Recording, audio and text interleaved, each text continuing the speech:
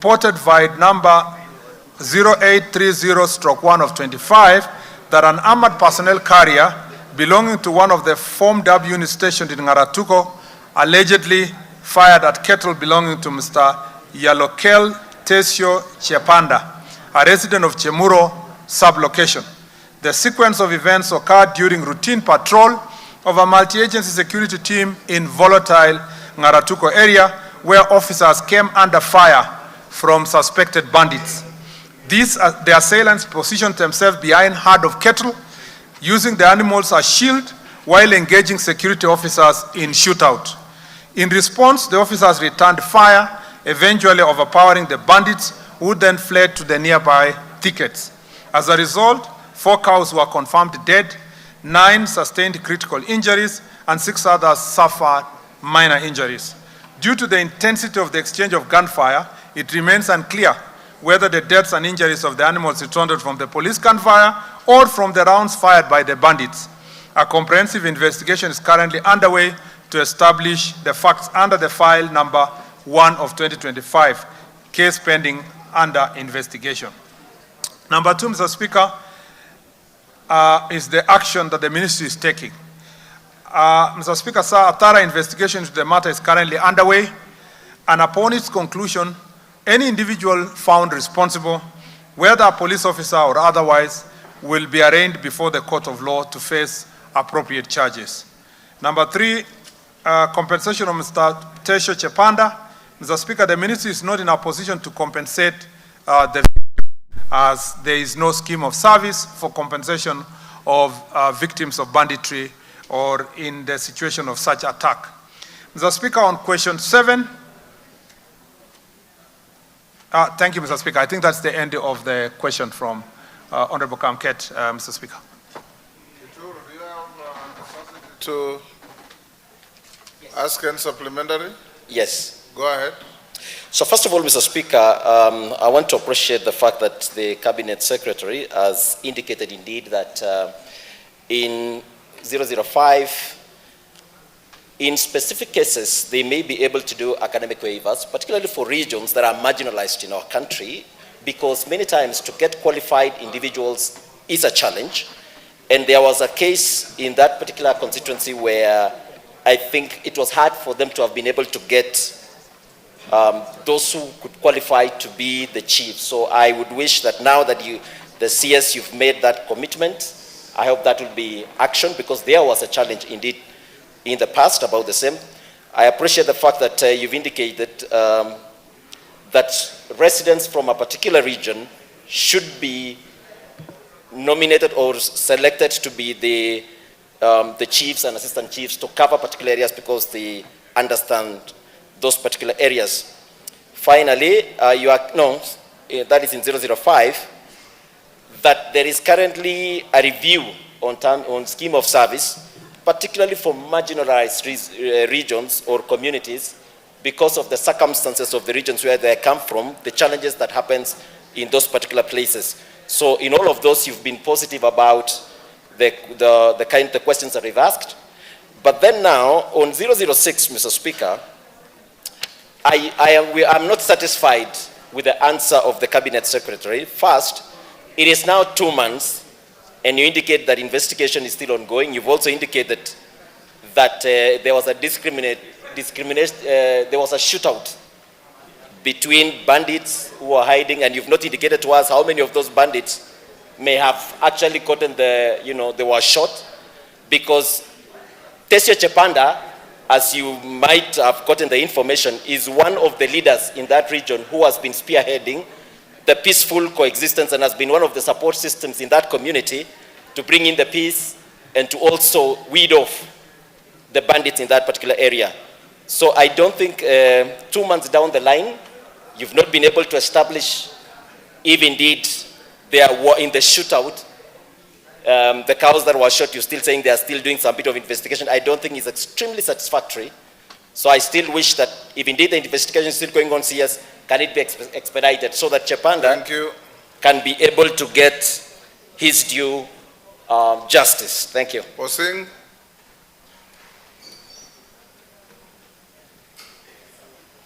Posing. I thank you, Honorable Speaker. And by extension, I also thank Honorable Kitur from Nandi. I think he has prosecuted that question from Pokot very successfully. And I think this is how we should move as a country, that this country is one.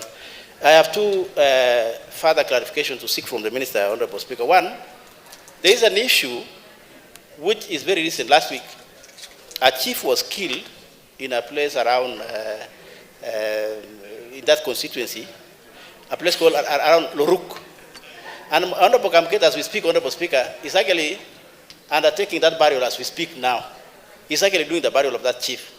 And I'm certain that the minister knows or he has heard about it.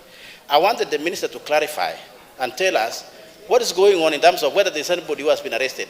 Because the assumption or allegation on the ground, Honorable Speaker, is that that chief was killed by security agencies, NPR, from a neighboring community. And that might cause a spillover or a ripple effect in terms of retaliation and so on and so forth. Because you know that enclave, Honorable Speaker, is very insecure and sensitive. And I'm sure the minister knows that. I want the minister to be able to clarify whether he arrested people so that even the people in Chemolingot, as we speak now, who are watching, can be able to listen to the minister addressing the most current issues. Secondly and last, is that issue of chiefs, waivers, and chiefs recruited outside the sub-location, Honorable Speaker. Those are related. And that's why Honorable Kamket brought that question, because it's very rampant in the places where we come from. That a sub-location, there is no chief that qualifies as assistant chief. So people who apply come from different locations, and then they claim that they come from these locations. When they get the jobs, they live in towns, live in the places and administer, Honorable Speaker. So that is a comment to the minister, that the minister should pay attention and know that that question of waiver and chiefs recruited outside locations is actually interlinked or married, Honorable Speaker. I thank you. Last on that, Kangogo.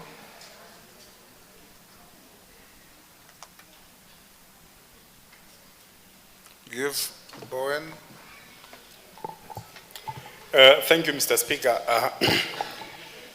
Mr. Speaker, I just want to ask the minister, which is part of these security issues, what the government is doing to stamp out the banditry in Kerio Valley. Mr. Speaker, some 2 weeks ago, two students. In Kerio Valley? Yes. There are two primary school students, together with the together with the uncle. They were killed by bandits, Mr. Speaker. Their cows were taken away. And it is a repeat, Mr. Speaker, because we have even called some sessions in this house where we have said, let's have a discussion for banditry. But what is the government doing generally in the entire Kerio Valley belt, in the entire North Rift, Mr. Speaker, to make sure that the killings and banditry, which is frequent every other time in Kerio Valley and the North Rift, is happening? Mr. Speaker, in our order paper today, there is the state of security in West Pokot, Elgeyo Marakwet, and 6 counties. It is there in our order paper today. It is still about security and insecurity in the northern part, in Kerio Valley and the North Rift. What is the government doing, Mr. Speaker? Because even the military who are there, they are not helping us. We have thousands of GSU officers. We have thousands of police officers who are there. They are not helping. We are not seeing, we are just seeing a very little difference. So because the Speaker is new in the office, and the Speaker, Mr. Speaker, the CS, Mr. Speaker, he was a senator there. So he understands very well those issues. So if he can tell us so that we don't come here again and ask these questions many times, what the government is doing to make sure that there is a peace and tranquility in Kerio Valley, I think it will solve many of our questions. Alechei, take another one. Give her the mic. Yes. Thank you, Honorable Speaker. I'll be brief because yesterday we were discussing on the issue of security in the 6 counties of the Kerio Valley. Before this house, I want the CS to tell us in this house, when are they going to do a proper and a thorough disarmament in the Kerio Valley? since we've had these issues since the previous years, none of the government agencies have done a thorough disarmament. All that we need in the Kerio Valley is disarmament, Mr. Speaker. Number two, I'd wish also the CS to brief this house, because every time we go there to the villages, the village elders are keen to know when they are going to be paid, if they are going to be paid, so the CS to brief us if there is a budget for that, and if indeed they are going to do that. Thank you. Minister. Mr. Speaker, thank you very much. As a matter of fact, it is true that Honorable William Kamket is attending the funeral of our Chief Victor Sebe, who was unfortunately killed, Mr. Speaker, during an incident of recovery of livestock in Loruk area. I was in Loruk, and I sent my condolences to the family. I sent the MP today to the funeral. But, Mr. Speaker, it was really a very unfortunate situation, because the chiefs have done a very good job along the Kerio Valley region in recovery of livestock and partnering with the operation team to recover livestock. In this incident, there is an investigation that is ongoing to establish, was the chief really killed by bandits, or was it a case of a police officer or police reservist, as had been alleged, who shot the chief. That investigation, DCI officers from Nairobi were sent to the ground. They have interviewed a number of people from Baringo North constituency. And remember, Mr. Speaker, this is a border area between Baringo North and Tiati constituency, and they're also carrying out investigation by interviewing people in Tiati constituency. Those who will be found culpable, Mr. Speaker, will be charged in a court of law, and if they are security officers, they will be dismissed, and the process is ongoing. I have requested, as I went there, the IG to make sure that these investigations are expedited, because we do not want the peace between the two constituencies to be jeopardized by retaliatory acts as a result of that incident. So, Mr. Speaker, I'm very much aware of the situation of the late Chief Victor Sebe. Mr. Speaker, on the question of waiver, I agree also with Honorable Kosing that in the absence of qualified professionals from certain locations and sub-locations, some residents of, or would have been residents of that area, maybe historically, or they are ancestrally coming from that constituency, end up getting jobs, but they have already migrated to other parts. If it is Sigor constituency, for example, they have migrated to Kapenguria town, and because of the absence of a qualified person, perhaps then that person comes back to serve in that constituency. As I had indicated earlier, we will take this into consideration. I have even received requests from Samburu where they really think that the person who can be a very good chief, and the leaders have been able to make this petition, the very good chief in one of the sub-locations, is actually doesn't meet the threshold of the academic qualification, and their case is under review, and that case is also going on in a few places in the country. On the question raised by Honorable Kangogo, Mr. Speaker, for the last 2 years, as a result of Operation Maliza Walivu in the Kerio Valley region, a lot of progress has been made. Even early last year, the situation was not good because of the attacks in various parts of the valley. Mr. Speaker, a lot of progress has been made. Leaders who are here will agree with me that in the border of West Pokot and Turkana County, we now have relative calm, especially around Kainuk, which had become a terribly perennial area. In the Kachaliba constituency and Loima, yes, there has been also a lot of good progress in terms of peace. Although we still have 1 or 2 incidences happening there, including a case that it is suspected to be bandits against themselves in that area, in that border.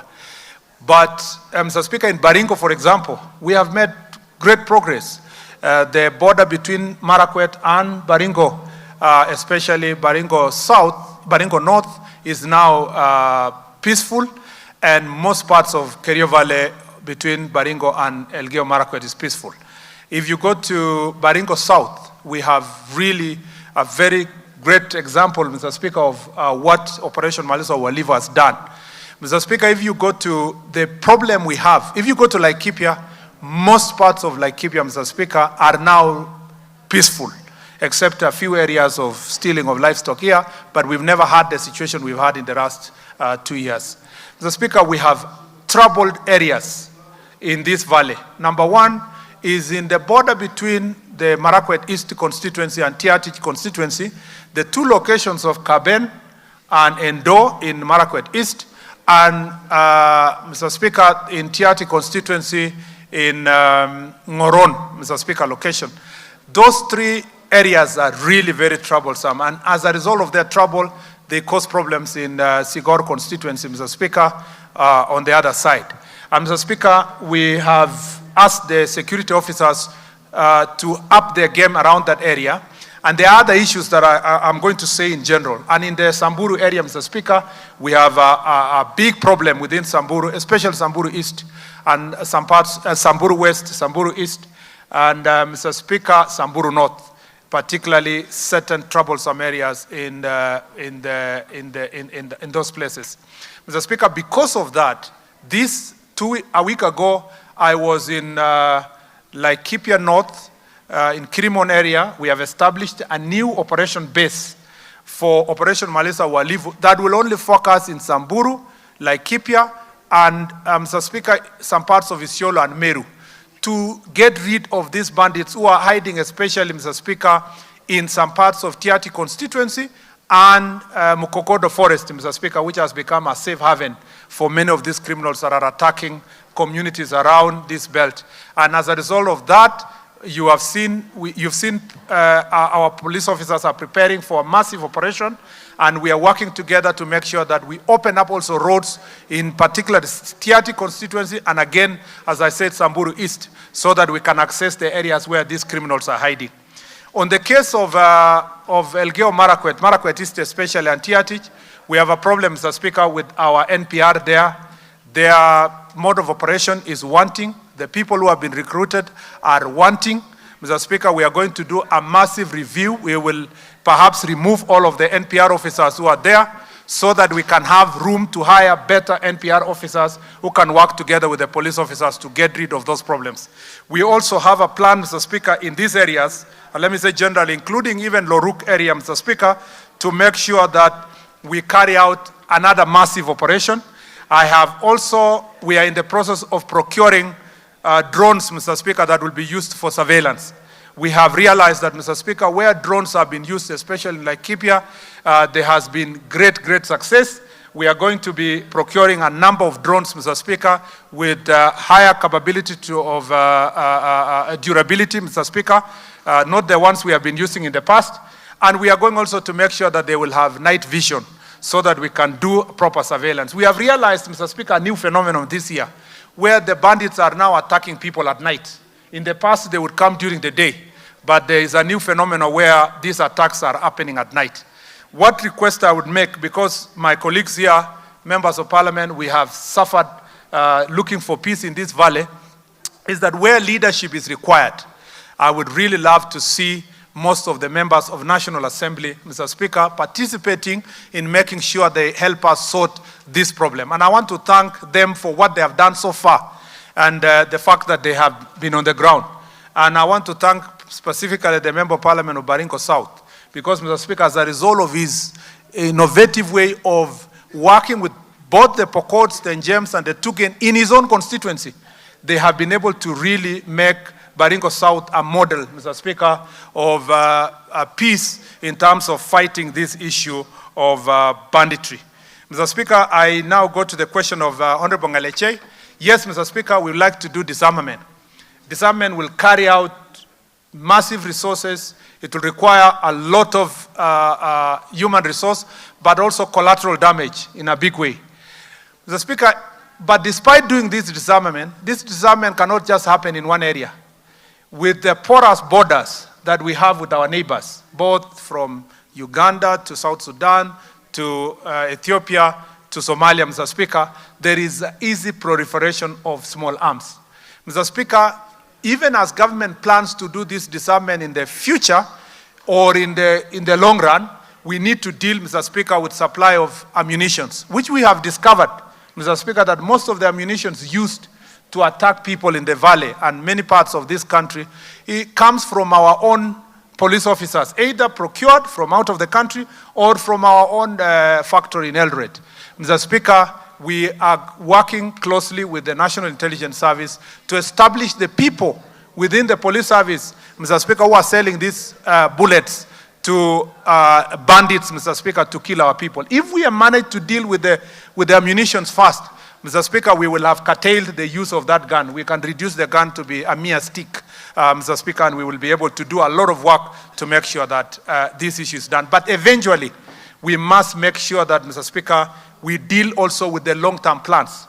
Mr. Speaker, for the benefit of this House and the country, Kenyans need to know that the people we call bandits are very young boys, between 14 years and 19 years.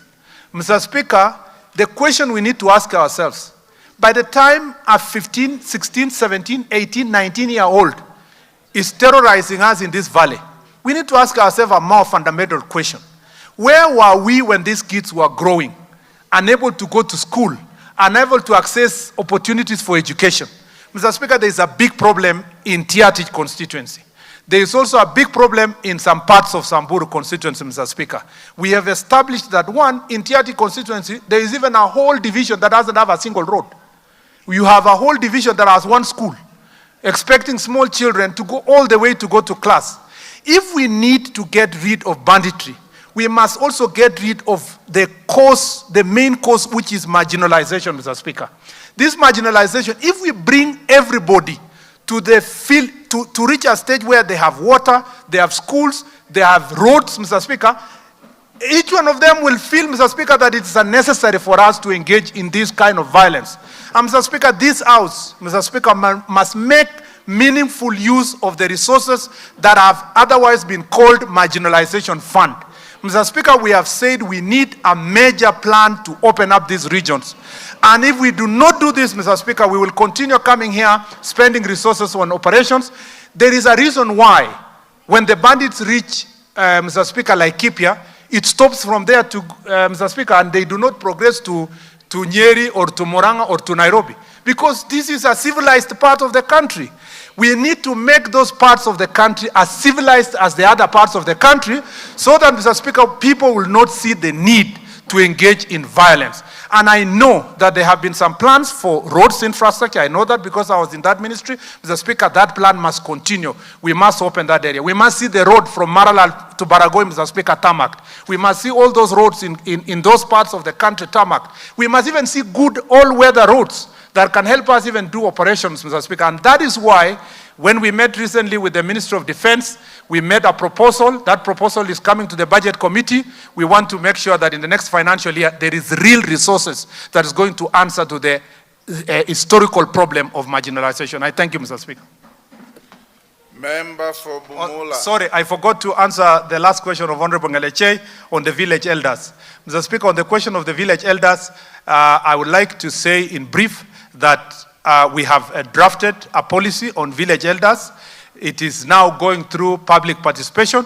When it is done, Mr. Speaker, not just policy but regulations, it will be brought to this House. Then we can collectively decide how we are going to take care of our village elders, Mr. Speaker, and perhaps give them some honoraria that will make them proud, Mr. Speaker, as they also continue supporting us in conflict resolution and peace building, Mr. Speaker, and security operations. I will be coming back to this House, and I want to thank Honorable Ngaleche. She's a member of the committee. They have done a fantastic report on the question of banditry. That report I watched yesterday. It was debated in this House. Mr. Speaker, we are going to take all the proposals that have come from this House, we are going to take into consideration when we are dealing with issues of banditry across the country. I thank the chair who was here, our chair of the Security Committee, for a good job. Thank you. I said 2 joy riders to each question. We must manage our time. Member for Bumula. The minister has made a lot of elaborate general statements on security. You should be satisfied with that. Thank you. Member for Bumola, Thank you, Honorable Speaker. 007.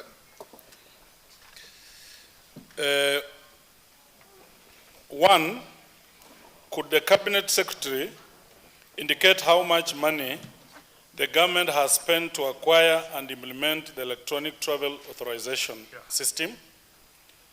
Two, provide the certified list of the technical service providers responsible for the system's operations and state whether the platform is hosted and managed within the country. And three, explain how ETA system has impacted Kenya's tourism and business travel, particularly in comparison to the previous visa policy. Thank you, Honorable Speaker. Minister. Thank you, Mr. Speaker. Mr. Speaker, I will respond as follows. On part one, on the amount of money that the government has spent to acquire and implement the electronic travel authorization system, ETA system, otherwise known as ETA system. Mr. Speaker, following the presidential directive of making Kenya a visa-free country with effect from 1st of January 2024, the State Department of Immigration and Citizen Services introduced the electronic travel authorization system, ETA. ETA provides advanced security screening of the travelers before they arrive in the country. The State Department of Immigration and Citizen Services engaged a consortium of MES, Trivisory Border Security, SA, and Convergence Network Solutions to undertake the implementation of ETA under a self-financing public-private partnership piloting framework. For the standard ETA, which cost $30, the service provider was paid $8.5, while for the United States multiple ETA, which costs USD 160, the service provider was paid $15. As of 25th of February 2025, total number of ETAs applied were 1,596,799, generating amount of $50,568,810, out of which the service provider is entitled to $12,255,013. This was a pilot project as the State Department explored ways of localization of the ETA solution. On 9th of March 2025, Mr. Speaker, under my stewardship, the e-Citizen ETA solution was rolled out. As of 25th March, the e-Citizen ETA solution, which is a local solution and the ministry solution, was rolled out. As of 25th of March 2025, at 1 p.m., at 1300 hours, 38,634 ETAs had been applied and paid through the e-Citizen platform. Mr. Speaker, regarding the certified list of technical service providers, Mr. Speaker, sir, during this piloting phase of January 4th, 2024 to 8th of March 2025, the State Department of Immigration and Citizen Services engaged a consortium of MES, Trivisory Border Security, SA, and Convergence Network Solutions. However, from March 9th, 2025, as I have already indicated, for sustainability purposes, ETA solution, which is localized and hosted as e-Citizen platform, was launched. Mr. Speaker, on question number 3, how the ETA system impacted Kenya's tourism and business travel. Mr. Speaker, sir, according to the Kenya Tourism Board annual report of 2024, Kenya tourism sector reported record growth with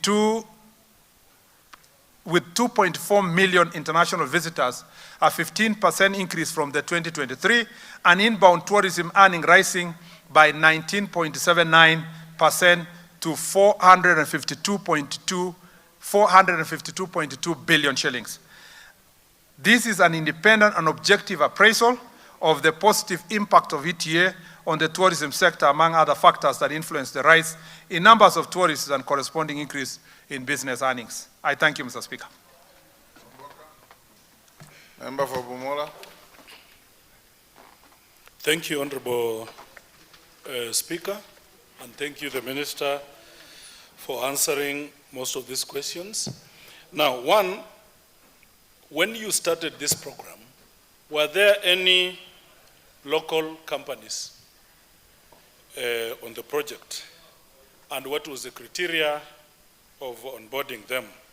Then 2, now that in Kenya we have data protection laws through the Data Protection Act, what steps have you put in place to comply with the Kenya's Data Protection Act and the global data security standards?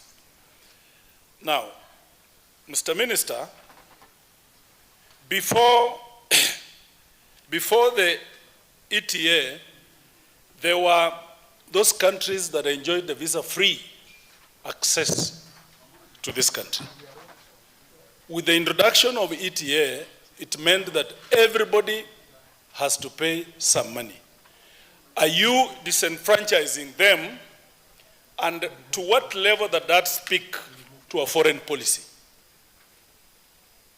Honorable Speaker, can he deal with that? Then I add 2. No, you have only a second bite, which you are already exhausting. Okay, finally, Honorable Minister, when you started the ETA, you spoken of some companies, some of which are foreign companies. Where was the servers of these companies hosted? Were it in Kenya or in any other country? And how much in total revenue has been generated out of this since you started? Yes, cases. Thank you so much, Mr. Speaker. Can the Minister confirm as to Kenyans as to when the process of recruiting the chiefs and sub-chiefs of the new identified locations and sub-locations that has been done more than 5 years, it has been gazetted, and up to now it has not been resourced. We also have a sub-county, or I mean a division called Kondo. The structures have been put in place, office has been built more than 4 years, it has not been resourced with the ACC. I thought you joyride on yes, what in law because he was discussing on the issue of chiefs. Use them generis. But Mr. Speaker, he is discussing on the issues of chiefs, and I don't know how would that one be different from. We'll come back to that. There are some questions about chiefs that are still pending. All right, okay. Let's exhaust the ETA first. Okay, thank you. Rweda. Bwana Spika, Lamu inajulikana kwamba tunategemea sana utalii. Na eneo bunge langu, Lamu Mashariki, sisi tunauza samaki sana. Kwa hivyo watalii wakiathirika kidogo tu, sisi tunaathirika. Nataka waziri aiambie hili bunge ni kitu gani ilitokea Mangai. Mangai kuna chief alitafutwa na Al-Shabaab. Na kuna governor ambaye alisema kwa issue ya hizi vitambulisho ID. Akasema watu wa Lamu hawafai kupawa ni vibaya wasifanywe vetting kwa sababu Al-Shabaab ni hao wanaingia. So mimi nina wasiwasi na watu wangu wana wasiwasi isije hawa watu wamefanya kusudi to justify their point. Kwa hivyo waziri, tuambie nani anahusika alikuja kumtafuta chifu Mangai. Kama ni Al-Shabaab tuambie, manake vile walivyokuja this time wamekuja tofauti kabisa. Ati Al-Shabaab wamekuja waongeleshe watu, wapeane watu tende kisha waondoke. Tuambie ni kina nani walofanya hivyo, na ujue inatuathiri sana sisi, uchumi umeharibika Lamu. Leo tuambie kinaga ubwaga ni kina nani, kwa sababu sisi tuna suspect hao magavana ambao hawataki sisi tupate vitambulisho, pengine wao ndo walifanya kusudi si ku justify their point. Asante.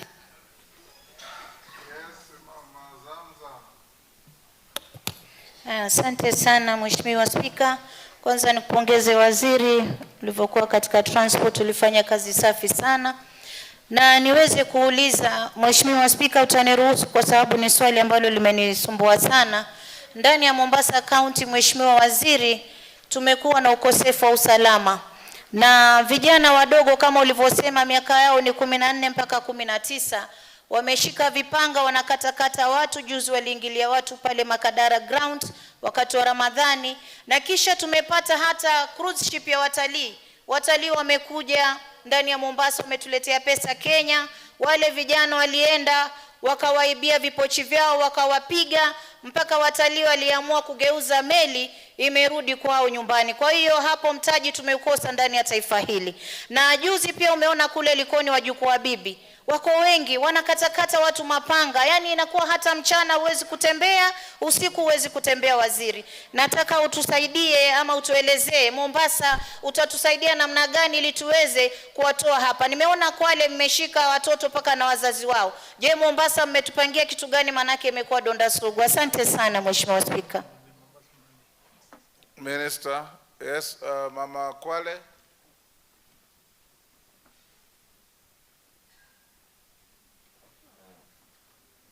Patia Mama Mazito.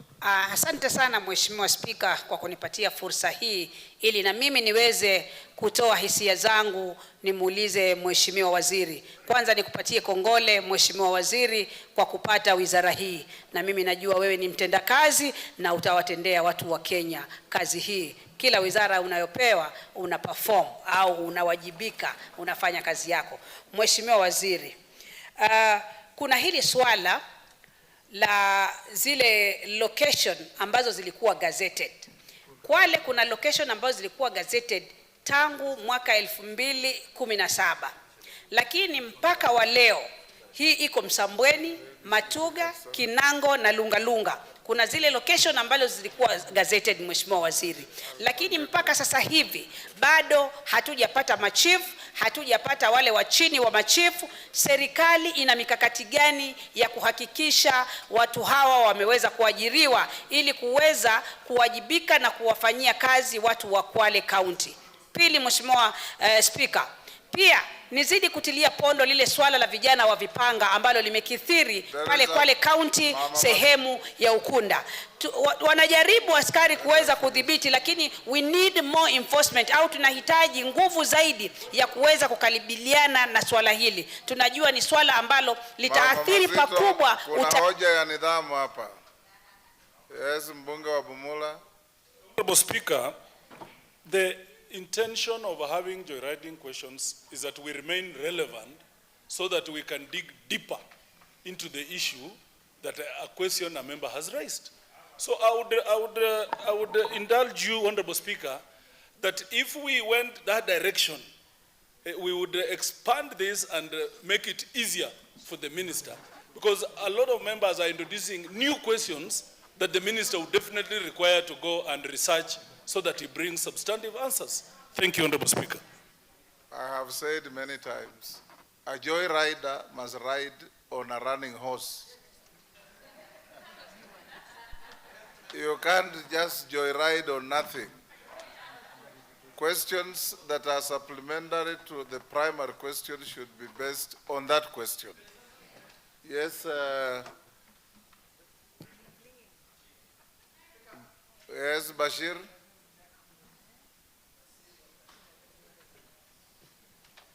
Thank you, Honorable Speaker. I want to, the foremost, appreciate and thank the Waziri for coming up. Waziri, mine is related to the issues of gazetted units.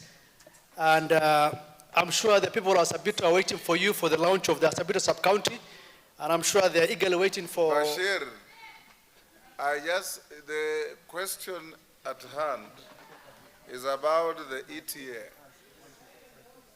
I said joyriders must ride the running horse. Now you are bringing to the track your own horse. Go on if it's about the ETA. Honorable Speaker, I have heard the members talking about gazetted units and locations. And locations. Yes. So I just want to take this opportunity to also remind the Waziri that Mandera North has gazetted units in 2020, 2021. And I will actually appreciate that those units are operationalized. And as I said, we have a date with him. The people of Sabito are waiting for him for the launch of the Sabito sub-county. He has a date with us, and you are most welcome, Honorable Waziri, to our Sabito sub-county. Thank you. Minister, try and separate the wheat from the chaff. Mr. Speaker, with your permission, I'm sure you can, all these are questions correct. relevant to your ministry. Yeah. Concentrate on Wamboka's question, but yes. then as an orbiter, deal with those issues. Because, Mr. Speaker, there is a specific question on the other administrative units. Yes. If you allow me, I will respond at this point on ETA, and then when I am answering the other question, I then you will then respond to, I have noted all the questions raised by the honorable members. Cases, you respond to Bashir and Fatuma, Mama Masito. Yes, those who have asked about and Zamzam and Rueda. Yes. Yes, Mr. Speaker. Mapanga, Mombasa, you'll deal with that at some point. Yeah, yes, Mr. Speaker. Yes. Yes, I'll deal with that. So let me just focus now on the ETA. Mr. Speaker, the local company, as indicated in the answer I gave, is Convergence. Convergence is a local company which partnered with Trivasory to provide ETA on PPP on pilot terms. Mr. Speaker, when it was now time to determine whether we should sign a contract, a long-term contract with the consortium of Trivasory and Convergence, Mr. Speaker, we made a decision in the ministry that it was better that ETA reverts back to the ministry itself and be run under ETA. This was negotiated with the consortium, and since they had been paid their dues for the 1 year they were doing piloting, and we appreciate the data they collected. At that point in time, I know the honorable member was asking where was the data hosted. It was hosted by the Trivasory itself, initially out of the country. But because of our data protection issues, because it was a pilot, and because of our data protection issues, we made sure that all data is returned back to our ministry, and now it's being hosted at Nyayo House, Mr. Speaker, and that is the data that is helping us to implement the ETA. Also, for the benefit of the Republic, they have been, in the last 2-3 weeks, 3 weeks ago, there were many complaints from the public that ETA is slow, ETA is down. It was because we had taken over and we are now ourselves perfecting the system. So we apologize to the public for the challenges we faced when now the ministry itself took it, but the process is now smoother, and we saw it is fit and better that it is hosted by government. And if we want to upgrade ETA later to integrated border management system, we will then invite in a competitive process service provider as we progress, but the service provision now is done internally within the ministry. Mr. Speaker, we are certified data protection agency. The e-citizen is certified for data protection, and we are also certified data processors, and therefore the data is safe within our hands under the data protection law. Mr. Speaker, on the question of ETA, yes, that was the situation in the past. It was realized that countries that were not paying any visa, you just jump into, go to the airport and travel, whether you are in Ethiopia or East Africa, a number of East Africa countries, or some other countries that we have partnership, you came to the country without paying anything because it was visa free.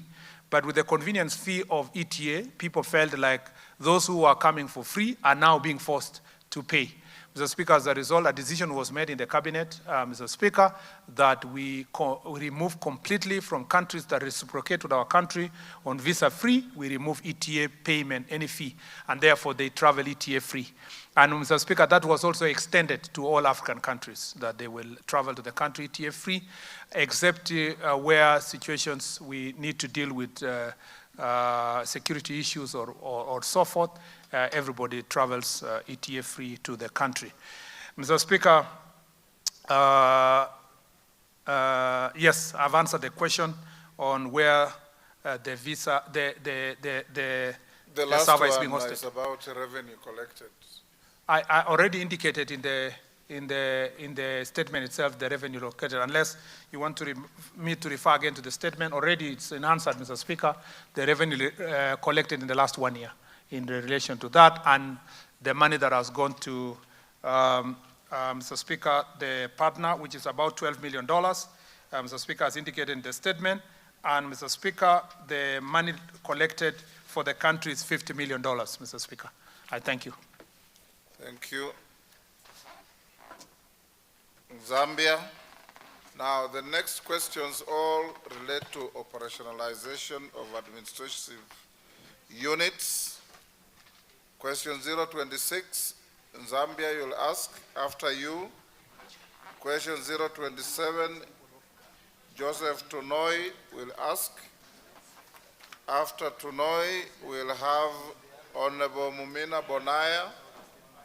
All these are about operationalizing administrative units. So can all those three be asked? Start with Zambia. Yes, Roida, what's the issue? My question is not answered. It is about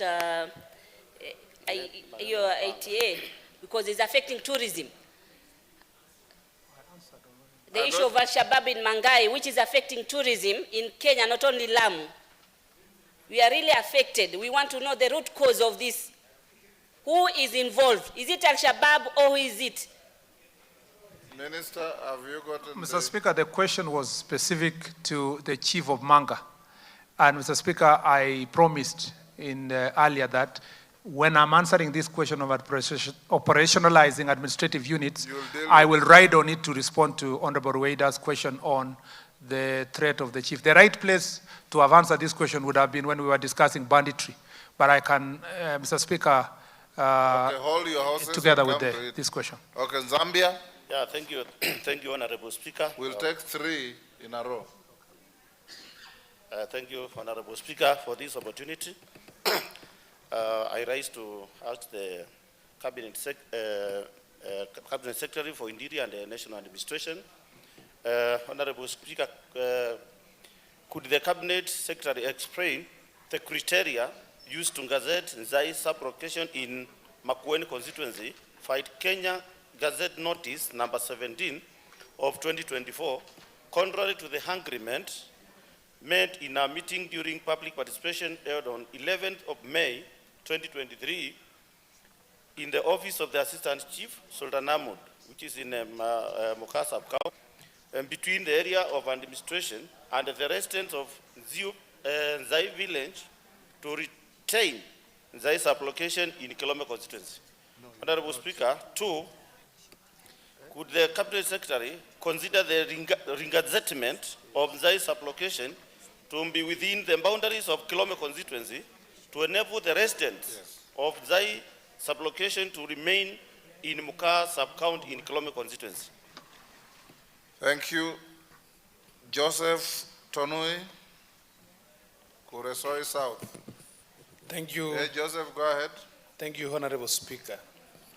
Could the Cabinet Secretary provide the status report on the operationalization of the administrative units in Kuresoi South constituency, including Tinet and Kiptakij, Sotiki, Pararget, and Kabongoi locations, in line with the Gazette Notice of 21st July 2017. Number 2, state the measures put in place by the ministry to ensure these administrative units are fully operational, enabling the local population to access essential national government services conveniently and efficiently. Thank you, Honorable Speaker.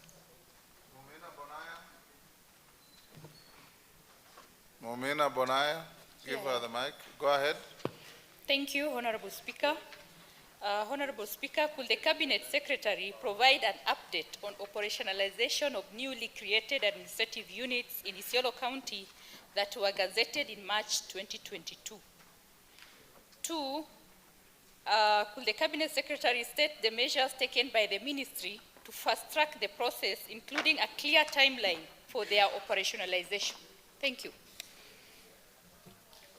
Minister, those are very short questions. When are you operationalizing? And Zambia seems to be disputing the manner in which the location is created and so on. So let's save time. Mr. Speaker. And then you can combine with Mama Wala or Kwale And those who asked questions earlier about operationalizing the areas, cases, and so on. Mr. Speaker, let him answer this, then I'll allow a few joyriders. Mr. Speaker, before I delve into the individual questions, it is worth noting that 4 of the 11 questions that were brought here today relate to the establishment and operationalization of the new administrative units. This is of great interest to majority of the members, and rightfully so, because many administrative units, some dating back to 2017, have been gazetted and not operationalized. Therefore, Mr. Speaker, with your leave, I would like to bring before the House the current status of administrative units as follows, before I go to the specific question.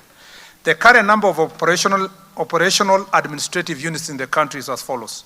We have 8 regions, we have 47 counties, which are administrative units for national government. We have 409, Mr. Speaker, sub-counties. That, of course, should clearly show that sub-counties are not equivalent to constituencies. Some constituencies have more than 1 sub-counties. We have 988 divisions, which, Mr. Speaker, just to mention, is less than the number of wards, because we have 450 wards, yet we have 988 divisions. And then we have 4,003 locations, and we have 4,003 locations, and 9,112 sub-locations. The gazetted and not operationalized administrative units, which are subject of most of these questions, are as follows. We have 45 sub-counties, we have 291 divisions, we have 1,439 locations, and we have 2,693 sub-locations. So that, Mr. Speaker, as every member here will be asking why not here, why not in this county, why not in this constituency, it's important to indicate, to know that these are the ones that are not operationalized across the country. The number of administrative units that have been prioritized for operationalization in this financial year of 2024-2025 is 24 sub-counties, 88 divisions, 318 locations, and sub-locations, which are 675. As you can deduce from the above figures, Mr. Speaker, there are 21 sub-counties, 203 divisions, 1,121 locations, 2,018 sub-locations that will be pending operationalization even after this financial year.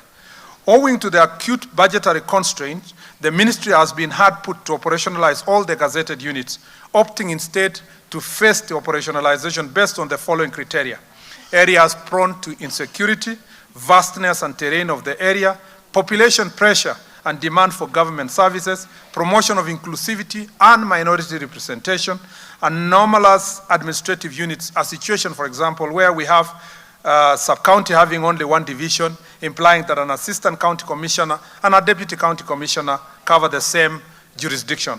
And finally, available infrastructure. Mr. Speaker, the budget for operationalization of new units was not allocated this financial year, and the ministry has been utilizing budgetary allocation for development and recurring expenditure to ensure service are delivered. Mr. Speaker, to prevent future gazettement of administrative units that are not budgeted for, the ministry is currently developing regulations that will guide the establishment of the new administrative units. The said regulations will be subjected to public participation and thereafter forwarded to this House for consideration. Mr. Speaker, if I may emphasize here, we have a problem where why it is 2017, Mr. Speaker, is just before elections. And before every elections, most of the requests here are either 2017 or 2021, 2022. And there will be the same problem in 2026, 2027. So, Mr. Speaker, to avoid a situation where promises are made either by the Cabinet Secretary or even the MPs who are motto to their voters, Mr. Speaker, because of the pressure of elections, Mr. Speaker, these regulations are extremely important to defend and prevent all of us from making promises that perhaps we cannot fulfill, Mr. Speaker, and particularly a promise that is not accompanied by budget, so that then, Mr. Speaker, the pressure that we have at the moment does not ensue. Mr. Speaker, let me appreciate members of the National Assembly for utilizing the national government CDF to put up infrastructure for new administrative units. This has greatly complemented our operationalization efforts. Mr. Speaker, at the risk of sounding political, Mr. Speaker, many people who are opposed, including courts who are opposed to CDF, I find it very ridiculous, Mr. Speaker, because in the absence of these resources, we can't build classes, but Mr. Speaker, we cannot build police stations, we cannot build chief's offices, and so forth, Mr. Speaker. It should be common sense and practical that these resources have changed the face of Kenya across the country, Mr. Speaker. Mr. Speaker. Hold, Minister, there's a point of order. What's out of order? Honorable Speaker, keenly following the answer from the Minister seems to imply that most of the units he has done very well may not be deservingly created. He has to come out clear on that because they did come up only in 2017 and 2021. He seems not to believe that they are deservingly created, but were only created for political reasons. Could he clear that particular point so that when the Kenyans and the people are listening to this, they know that they either deserve those divisions or they don't deserve them? Thank you, Honorable Speaker. I think you misunderstood him. He didn't say they don't deserve. He said the pressure to create those units seemed to heighten around election time. That's the way I understood him. Absolutely. That doesn't mean that they are not deserving. It is just the timing and the amount of pressure put on the establishment to do so.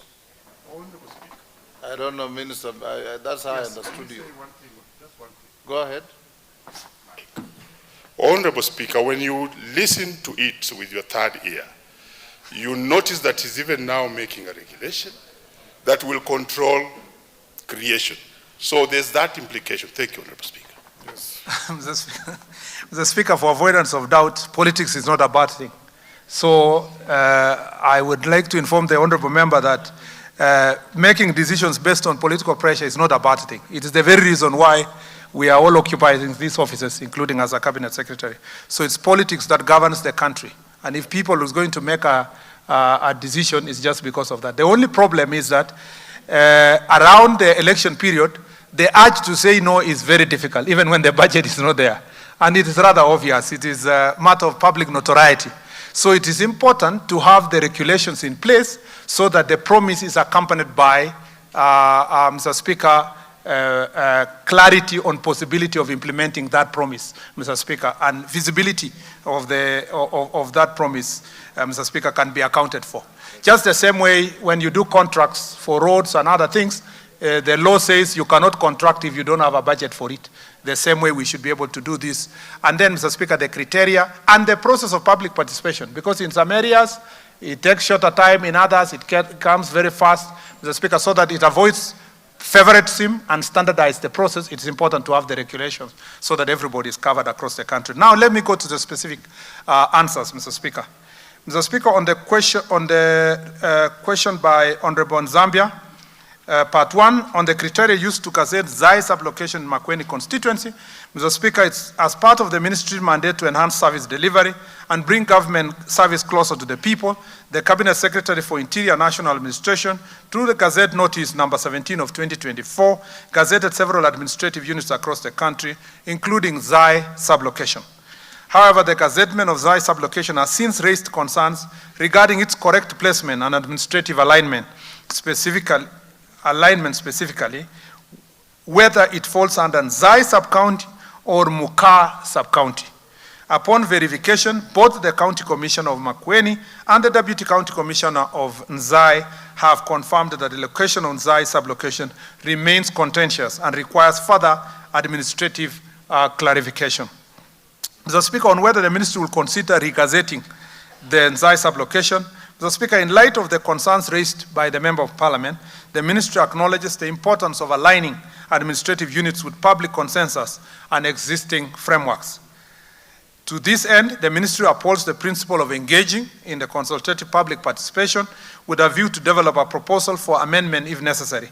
Once consensus is achieved and a proposal is submitted, the ministry will proceed to table appropriate action, thereby ensuring that the administrative structure accurately reflects the will and the needs of the affected residents.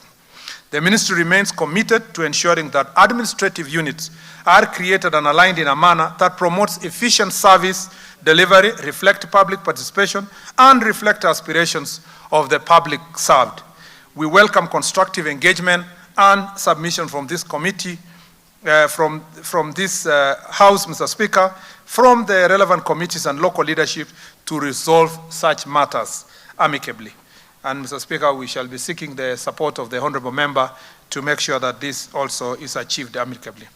Mr. Speaker, on the question by Honorable Member of Kuresoi, Honorable Tonui, Mr. Speaker, part 1 is the status of operationalization of the administrative units in Kuresoi South constituency. Mr. Speaker, under the powers conferred under Section 14(1) and 3 of the National Government Coordination Act 2013, and in line with the ministry commitment to enhance governance, government presence, and improving service delivery at the grassroots level, the Cabinet Secretary of Interior National Administration gazetted several administrative units through the Gazette Notice number 5853 dated 21st of June 2017.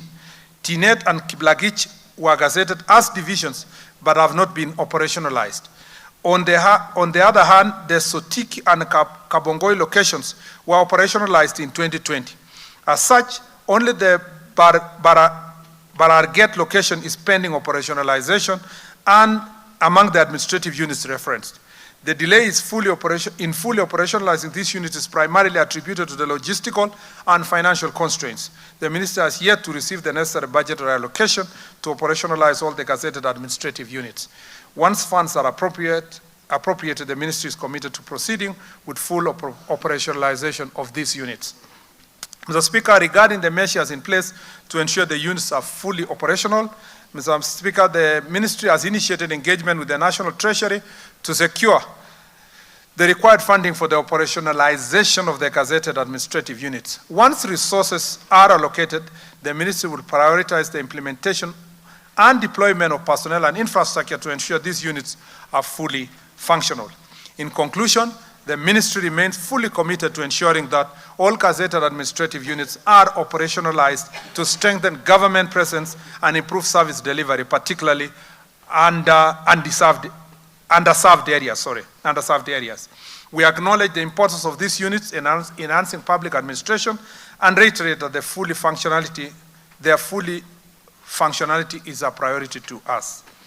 Mr. Speaker, on the question of Honorable Mumina, I would like to respond as follows. On the status update of the operationalization of the newly created administrative units in Isiolo, Mr. Speaker, in exercise of the powers conferred under Section 14(1) and 3 of the National Government Coordination Act 2013, and as part of the Ministry's ongoing efforts to enhance government presence and improve coordination of services at the grassroots level, the Cabinet Secretary for Interior National Administration gazetted the administration units through Gazette Notice number 2969 dated 17th of March of 2022. These units are yet to be fully operationalized due to logistical and financial constraints.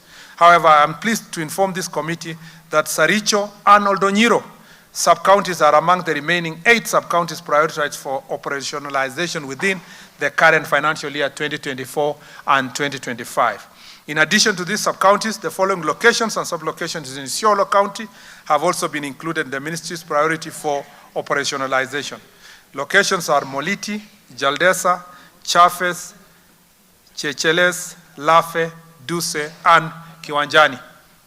Sub-locations are Moliti, Garsa, Kone, and Chafes. Preparatory work is ongoing, and these units will be progressively activated as part of our broader decentralization and service delivery agenda. I appeal for continued patience and support from the Honorable Mumina and other members of this committee as we finalize the operational requirement of this House, Mr. Speaker. On the measures the Ministry is taking, Mr. Speaker, to accelerate the full operationalization of the above listed units, the Ministry has initiated the following measures in corresponding timelines. Budget allocation and resource mobilization. April 2025, the supplementary budget for operationalization has been approved, and engagement with the National Treasury is ongoing to ensure timely disbursement of funds before the end of this month. 2, infrastructure development and office setup between April to June 2025. Identification and preparation of office facilities, including land, procurement of essential equipment to support administrative functions, is ongoing in priority sub-counties, sub-locations, and locations. Mr. Speaker, on the human resource deployment, between May and June 2025, the ministry is working with the Public Service Commission and relevant ministries to fast-track the deployment of the necessary staff. This is on the prioritized counties for this year. Administrative units for this year. Mr. Speaker, official launch and operationalization between June to July 2025, formal inauguration ceremonies will be held in the newly operationalized units.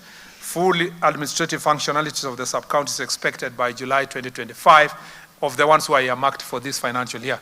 Mr. Speaker, that answers the question of Honorable Bashir, Mr. Speaker, and I think I have a date with him also in terms of visiting Mandera County and particularly his constituency. In conclusion, Mr. Speaker, Sir and Honorable Members, I wish to state that the Ministry remains fully committed to strengthening national government coordination and improving access to services through timely operationalization of these administrative units.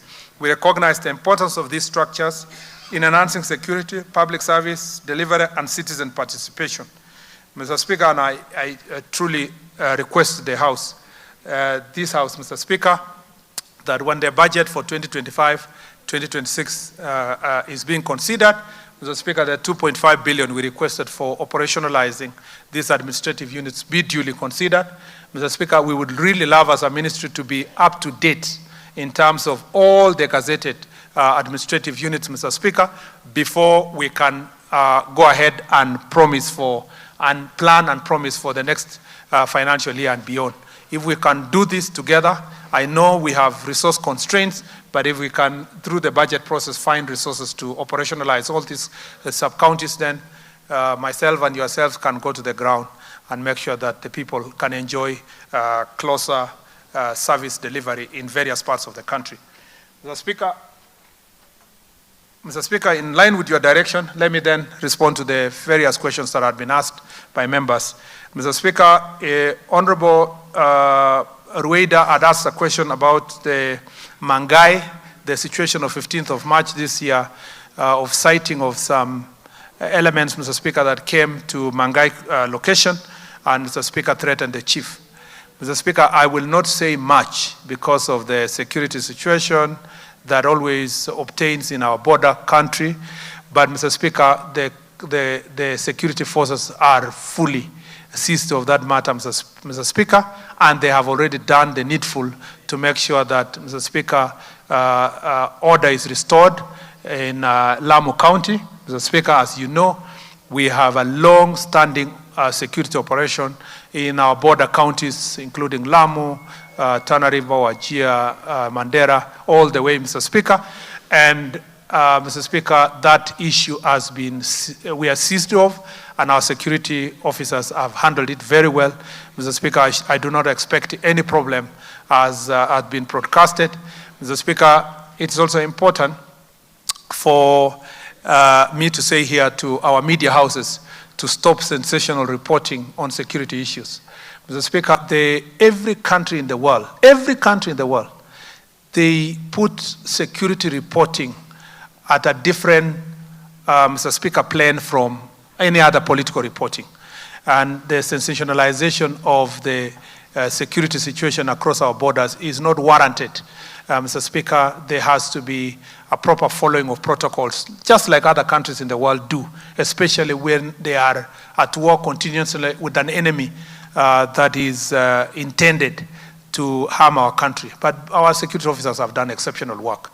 And Honorable Wada, I can take this with you also offline.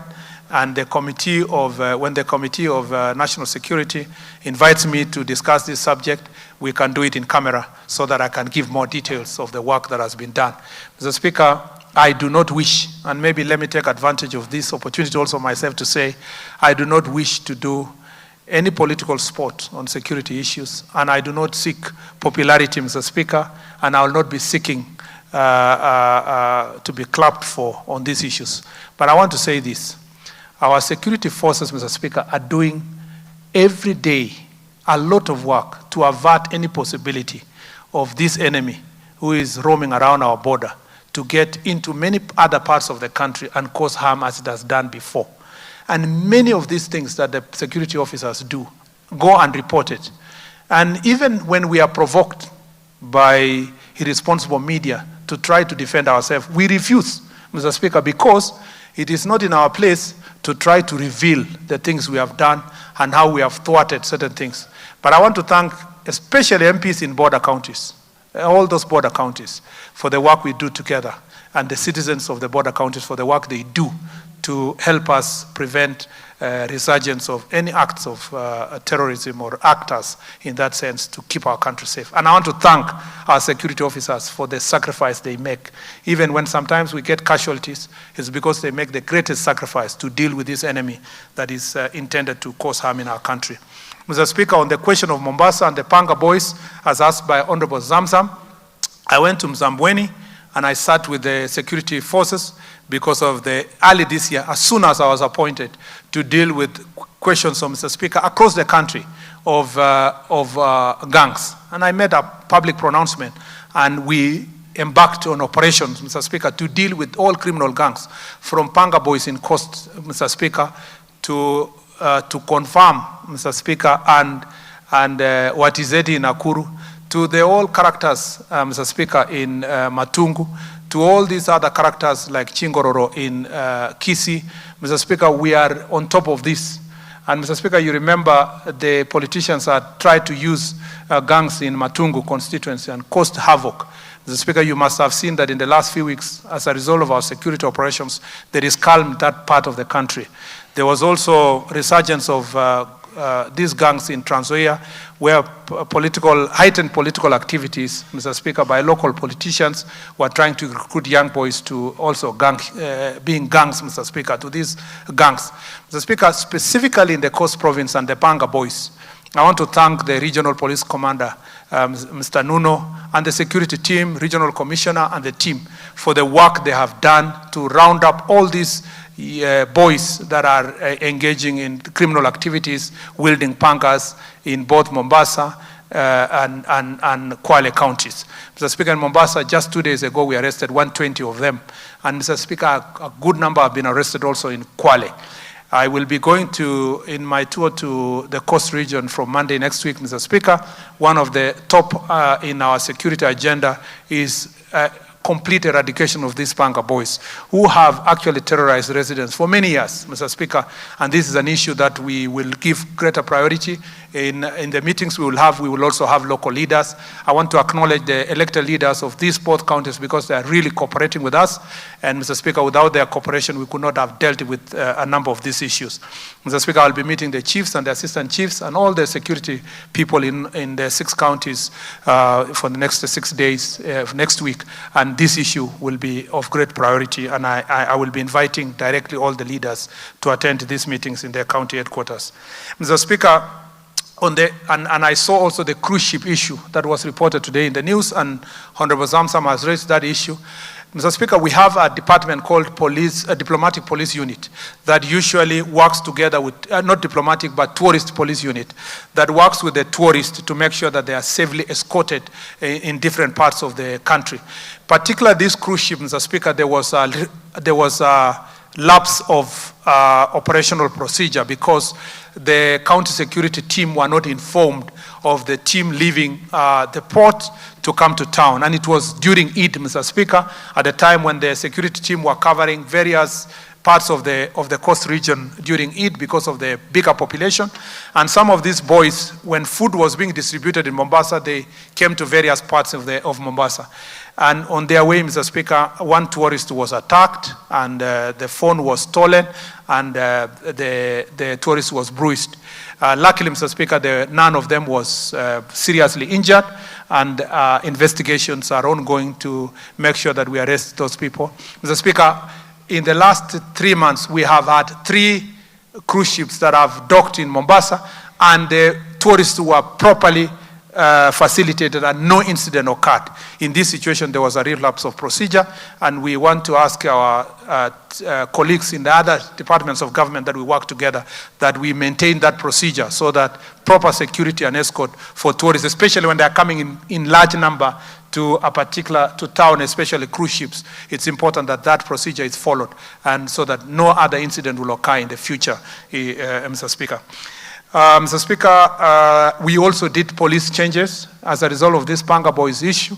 A number of changes were done by National Police Service, by the Inspector General of Police, and you can see a lot of activity going on in these counties, Mr. Speaker. We will, during our consultative meeting next week, if we realize that there are still areas of weakness, we will make sure that, Mr. Speaker, those areas are addressed and changes are made accordingly. We want to keep our country safe, but also we want to work as a team, so that it is not the person of the IG being seen in everywhere so that the work can be done. We want to make sure that in the security sector, we will be working as a team and make sure that everybody from the junior to the IG is accountable. Honorable Fatuma had asked the question of unoperated gazetted but not operationalized administrative units. I'm sure my answer has already responded to that. And she also asked on behalf of Kwale County on the question of Panga Boys. And I think also I have responded accordingly. Mr. Speaker, finally, I think that was the case of Honorable Bashir. That's all, Mr. Speaker, I wish to respond. Thank you. These hands are all on operationalization of units. It's a big problem. It's a big issue.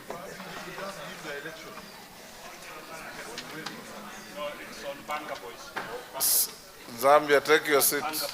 It's out of order to be upstanding with your hands in the air.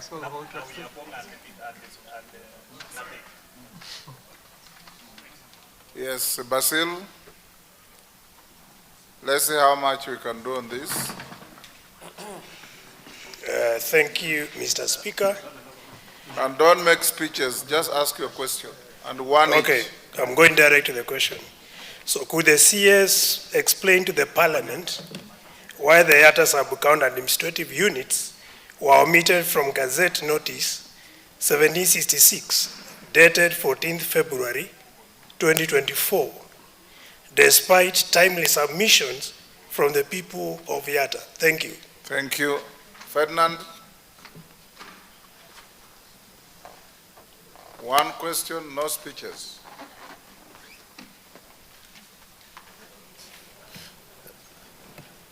CS, I just want to ask you, with the authorization of these units, it's very important that we reorganize ourselves on KPRs, which were not there. They were there those days, but now they're not there. Now the new units, what are you doing about it? Because KPRs actually are very important units in terms of security, because they are localized people. What have you done about it? Thank you. Kwenya? Thank you, Speaker. My question goes again to, I want to ride on the established questions. And I had the Speaker, the Cabinet Secretary say that they have a list of the administrative units that are going to operationalize. And the priority is based on one, security, insecurity, population, and the like. And Mr. Speaker, I have administrative units in Kinangop that were gazetted, and I happen to represent one of the biggest constituencies in East and Central Africa.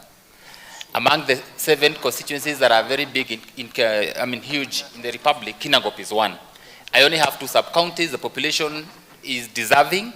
They have been gazetted, but have not been operationalized for a long time. I would wish to know, Mr. Speaker, whether engineer, sub-county, and the units that follow are part of what the CS is proposing to have operationalized. Thank you. Makali Mulu. Yeah, thank you, Honorable Speaker. Honorable Speaker, my question will be a follow-up to what Honorable Basil has said. Generally in Eastern region, Honorable Speaker, a number of the proposed administrative units were not catered for as they were considering other areas. I would want to know already what happened. And Honorable Speaker, in my own constituency, just to give an example, in my own constituency, Honorable Speaker, I have 2 locations where the geographical area being served by the chief and the assistant chief are the same. And I've been wondering how do you even, in terms of service delivery, how effective that is. I would want to hear what policy is there for areas where the chief and the assistant chief are serving the same geographical area. Thank you, Mr. Speaker. Okay.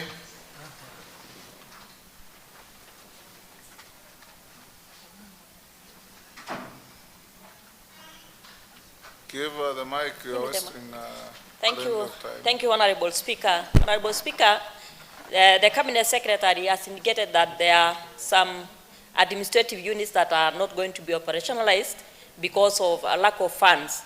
And there are some factors that he has given us that will ensure that those administrative units are not going to be operational. Honorable Speaker, I want to ask the CS, can he provide for us some of those units that will not be operationalized in this the coming financial year? Because Narok County is affected. We have a Malo sub-county that was created. We have Narok North sub-county, which was created also, and has only a DCC and an ACC serving because there are no divisions. So, Honorable Speaker, if you could provide for us a list, then we'll be in a better position to. Thank you. Sarah. Used to be given paramilitary training and used to have defended themselves, would have had a chance of fighting back. Will the government consider arming chiefs and sub-chiefs and giving them the paramilitary training so that they're able also to become the first line of defense of our people? Mr. Speaker, there are two areas in Garissa County where Al-Shabaab has in Fafi constituency and on the periphery of my constituency. And I remember when the late... Mr. Speaker, mine, Mr. Speaker, is about the issue of village manager. Zambia. Thank you, Honorable Speaker. Honorable Speaker, I will be very brief and specific to the Cabinet Secretary. I thought this matter was just very straightforward because this is a location within my constituency which was just subdivided to create another location. But he said consultations are going on to harmonize the issues so that we... That's why I'm saying I want to be a bit specific. Isn't that what you said, Minister? What I'm trying to say is that, Honorable Speaker, the time this gazettement... You want a timeline? Yes. Okay. He will give you any answers? Mandazi? You want timeline, Minister? You'll give him when you answer? Yes.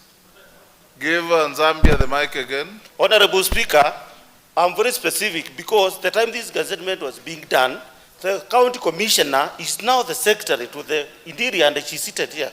Honorable Speaker, these are just a straightforward matter which I thought it would be sorted right here, not to talking about public participation and all that. The minister will respond right now. We cannot keep on spending public money when we have straight answers, Honorable Speaker. I think I should get direct answer that the gazettement should be done henceforth. Point made. Mandazi. Yeah, thank you so much, Honorable Speaker. I would like to ask the minister,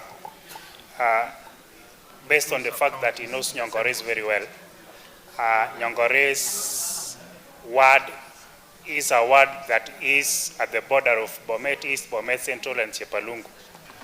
Normally, Bwana CS, when there is recruitment for any kind of employment, the young men that goes to Sigor are told that they are not in Chepalungu simply because part of the constituency that I represent is politically within Chepalungu and administratively outside Chepalungu. Some part of it is in Bomet Central and part of it is in Bomet East. Specifically, Itembe location and Kyogong locations. Those are the most affected. You want them to be realigned, right? Yes, I would ask the minister if there is a way we can realign them so that the young men who are seeking for employment, whenever they go for recruitment, are not told to go back. Thank you, Mandazi Umulher. You'll have an opportunity, everybody. Umulher, quickly, one question each. Thank you, Speaker. Mine is just a comment from the Cabinet Secretary regarding the incident that happened in Fafi where 6 NPR reservists were left dead following an attack that happened last week during Ramadan where the reserve unit was attacked and it left 6 people dead and 4 are still injured. I would like a comment on that. Thank you. Yes, Parashina. Thank you, Mr. Speaker. I've seen that a lot of members have a lot of queries concerning the the gazetted ones. Can the Waziri, whom I love and I know he can do a good job, can he please submit to us the way the distribution is being done, even if there is a constraint on that in terms of the budget? Because I have the gazetted division called Amboseli, I have a gazetted location called Langata Nkema, I have 2 sub-locations called Engi or Soit, so that member can be able to appreciate his great work. Thank you, Mr. Speaker. Thank you. Mpukoze. One question each. Yes, thank you, Honorable Speaker. I want to ask the Cabinet Secretary, you know, he said he made a statement on the Panga gangs in Transoya, but they were eliminated, similar gangs in Transoya. Yes. They are eliminated from one corner, but they have now moved into a corner known as Nawiyapong and Napeki. And the OCS, I spoke to him in the morning, he has challenges in terms of moving from one corner to the other because he has only one police vehicle. When are you able to provide a police vehicle to OCS Jepchoina so that he can deal with the 2 gangs, one which is terrorizing the village of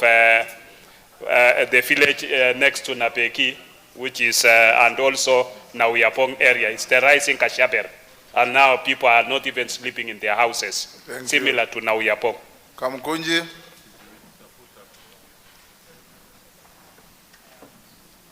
Thank you, Mr. Speaker, for the opportunity. I just wanted to raise one particular question, but in that context, there has been a growing insecurity in the Majengo area of Pumwani in Kamkunji. And on the 5th of... raise your voice. On the 5th, there has been a growing insecurity in the Majengo Pumwani area of Kamkunji. On the 5th of March, a policeman shot dead a young person from that neighborhood, Ibrahim Rabadan. And following the shooting, there was a protest that led to the killing of another young person, Dennis Mudui. And what happened in that particular day was that all businesses closed down, the schools were closed down, and there is a particular feeling that there was a failure of leadership, the Ngau and the police leadership in the constituency. On that particular day, they were not able to resolve those issues through reconciliation. I'm sure, I hope that you have reviewed the particular incidents and the leadership deficit that we have noticed. What action are you taking to address this particular failure? Or are we waiting for another disaster? Is it business as usual? Thank you. Thank you. Minister, are you able to absorb more? Or you deal with those? Deal with those. Maybe 3 more. Between. No, what? Mama Kericho. Thank you, Honorable Speaker. I want to ask a question to the CS concerning the security or the police officers.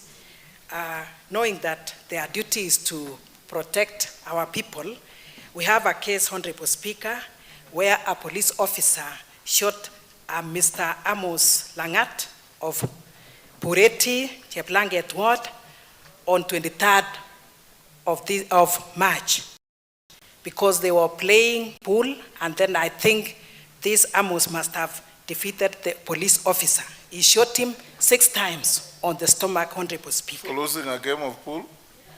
Yes. Go on and ask.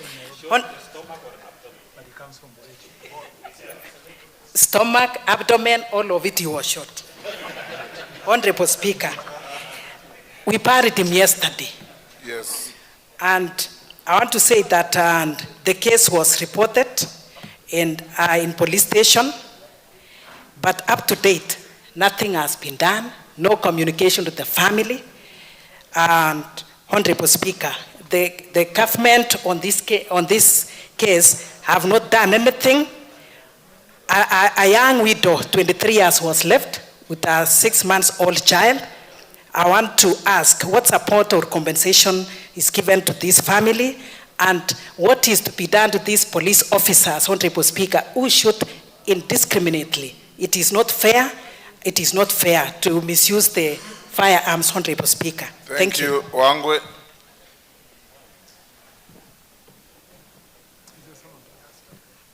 Thank you, Honorable Speaker. Honorable Speaker, allow me to ask one or two questions. Only one. One question dealing with the administrative units, Honorable Speaker.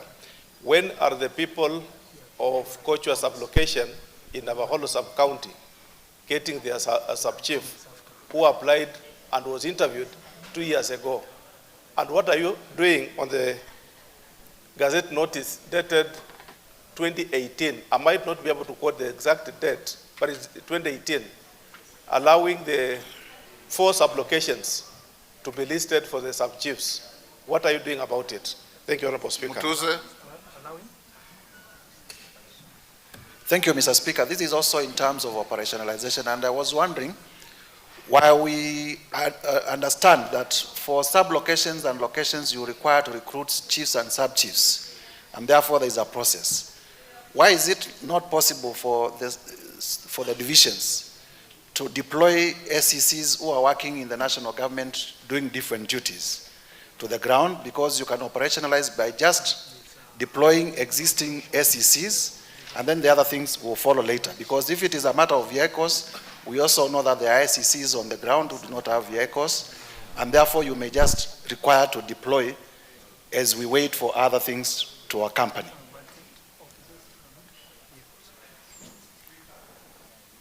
Okello. Honorable Speaker, indulge and pardon my peripheral question, but this regards the hardship classification. You will come to that later. We'll come to that later. Right. Thank you. Yes, Kikaria. We are dealing with operationalizing units.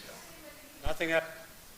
Nothing else. I have a very honorable Speaker. Mine is to ask Waziri what he's doing to the KWS officers who are refusing DCI to go and do investigation concerning the disappearance of one Brian Odhiambo in Lake Nakuru National Park, because the wardens are not allowing investigation to go on. Actually, every time the DCI wants to move in, they are denied access to the park.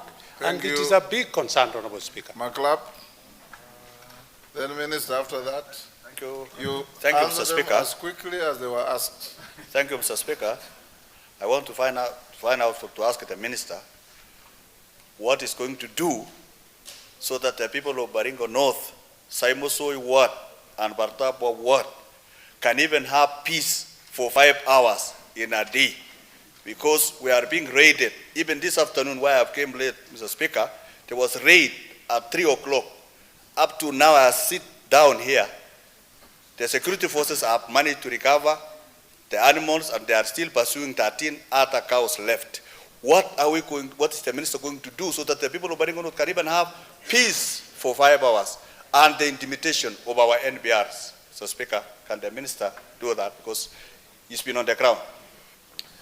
Members, can the minister respond to those? Yes. Minister?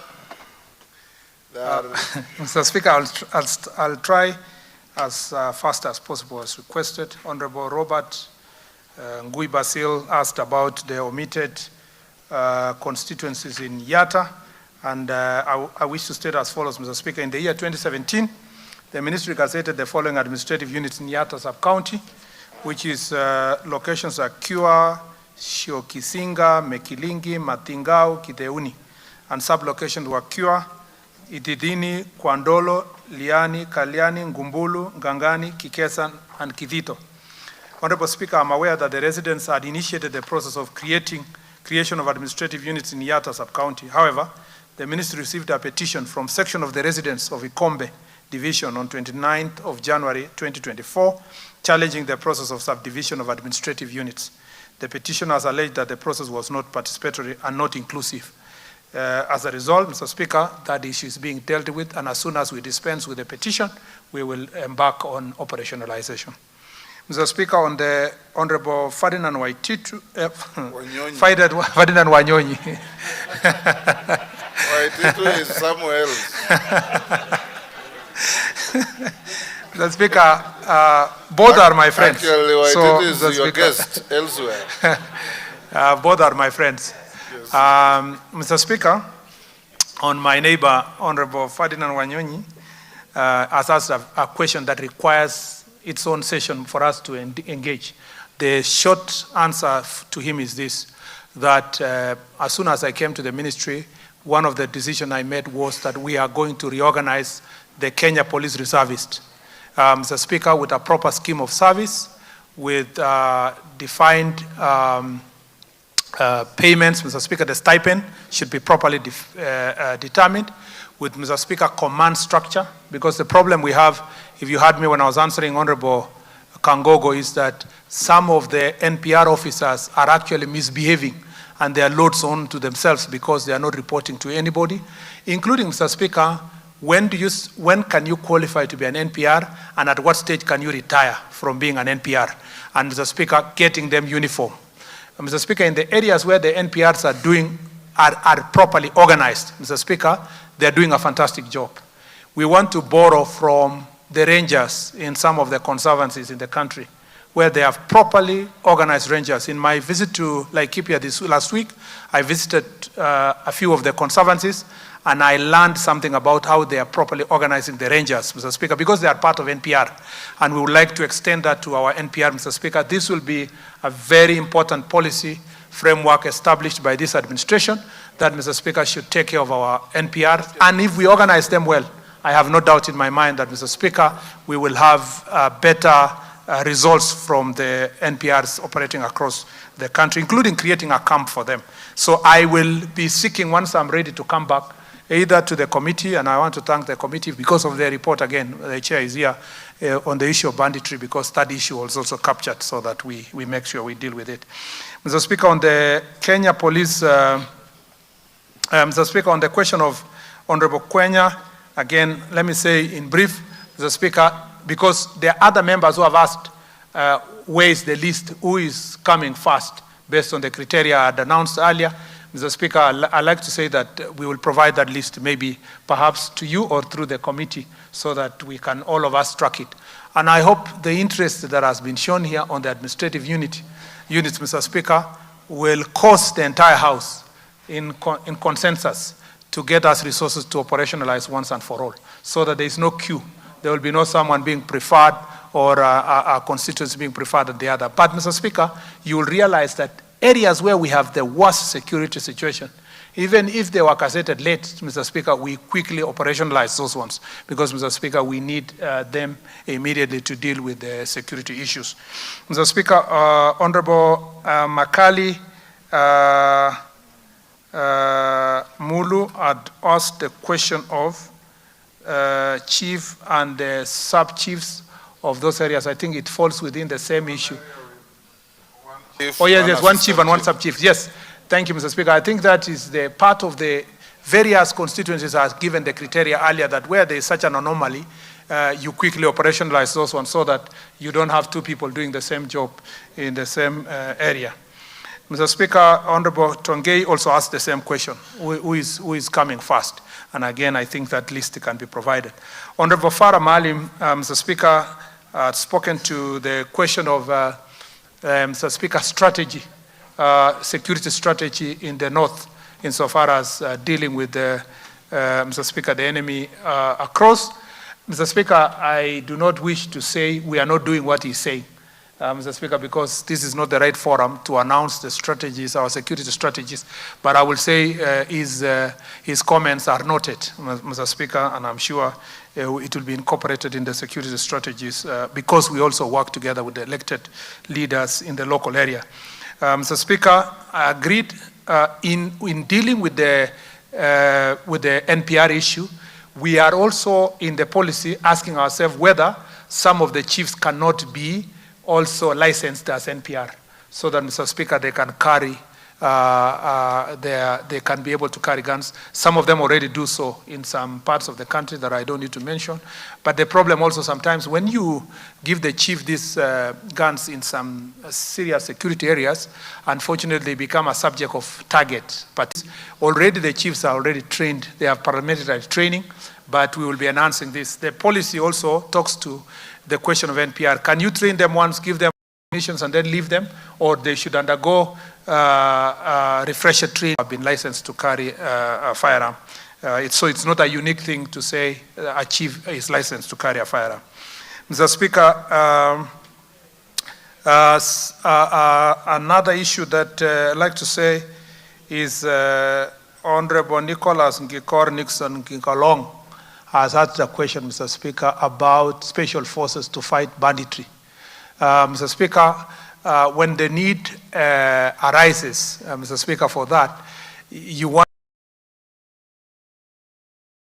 Mr. Speaker, or cattle rustling, which affects more than half of the country. If you were to create another special force, Mr. Speaker, then what will the police be doing? So I think already we have other special forces like the one for livestock that is asked to source the police. And Mr. Speaker, I request that we continue supporting the National Police Service, giving them protective gear and so forth. Has really borne results, But this plan was to go on for 4 years. Mr. Speaker, this plan was to go on for 4 years. Mr. Speaker, in this financial year, consideration number one. And Mr. Speaker, consideration number one. And Mr. Speaker, considering what's going on in Samburu, administrative structure in the counties, and you know this.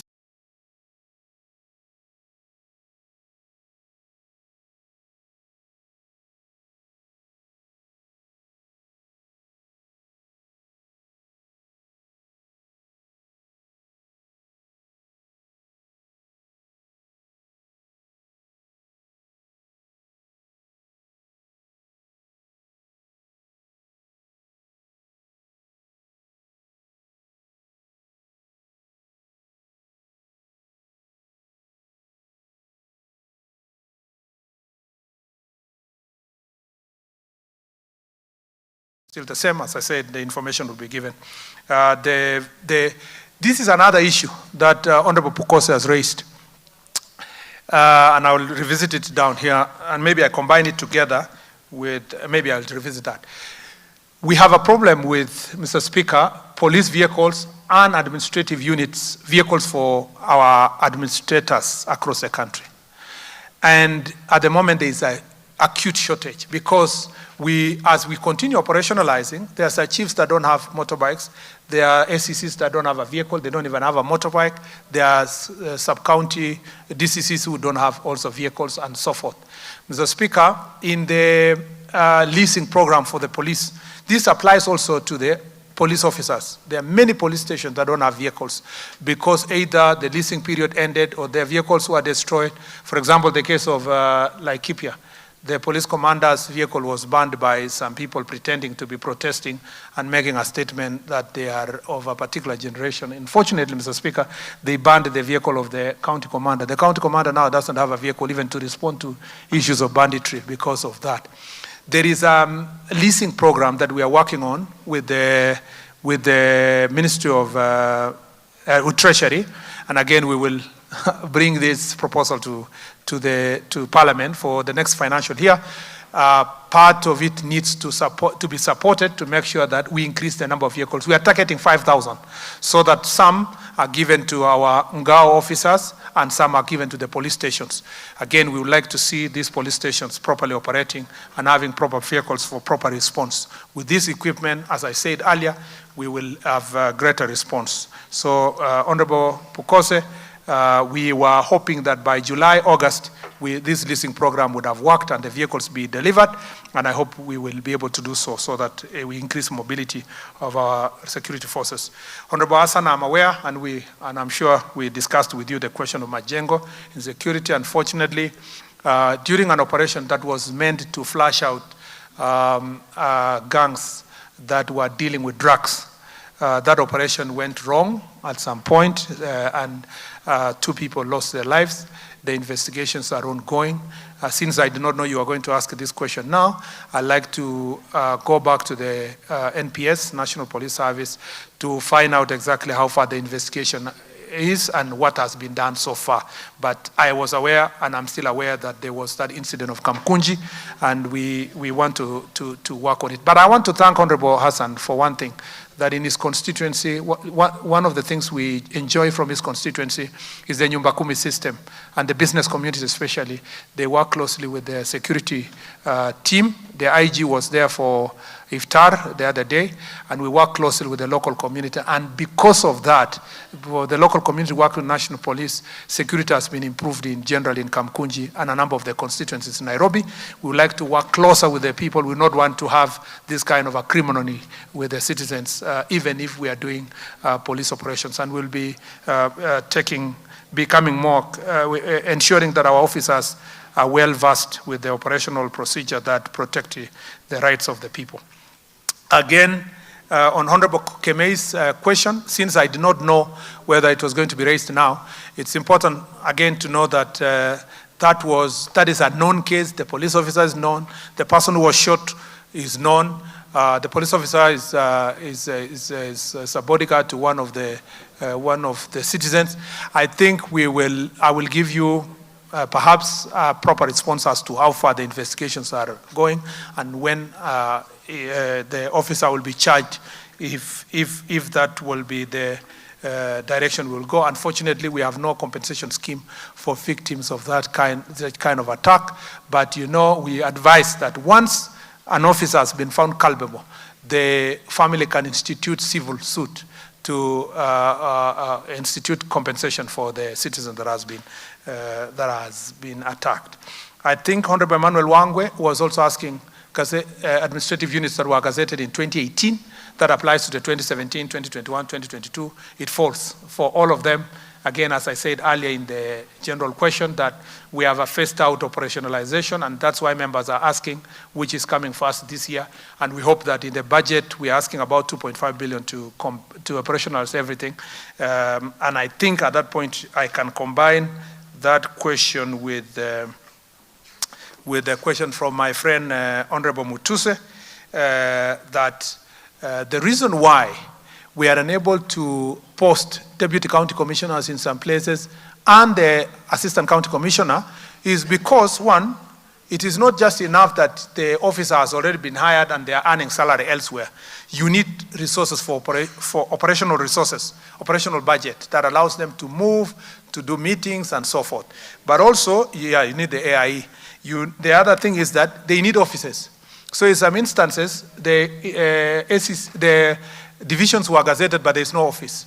So you need to work together. And some members of parliament have come to us and said, I am going to use CDF to build the offices, and we appreciate that partnership that we have. Some have even said they use money from their pocket to hire an office for the ACC, just for them to start the work because of security concerns. And some of these counties like Baringo and others are having acute security needs. And the members of parliament have been of great support, including Honorable McLeod here. And then we have the question of vehicles. So that I said they may not also have the vehicles for movement. So it's not enough just to gazette. You have to provide a budget for this operationalization. Finally, Honorable Kikaria, before I come to, yes, I think that was Honorable Kikaria and McLeod. The second last question is Honorable Kikaria. I was in Nakuru with Honorable Kikaria for a function on mobile registration and free issuance of IDs to first people were taking their IDs for the first time. And Mr. Speaker, the mother of Brian Odhiambo confronted me on the question as to investigation related to her husband. It's a very unfortunate case. I do not want to jeopardize investigations, Mr. Speaker, or prejudice the prosecution that will follow, but it is true, Mr. Speaker, that investigation was done.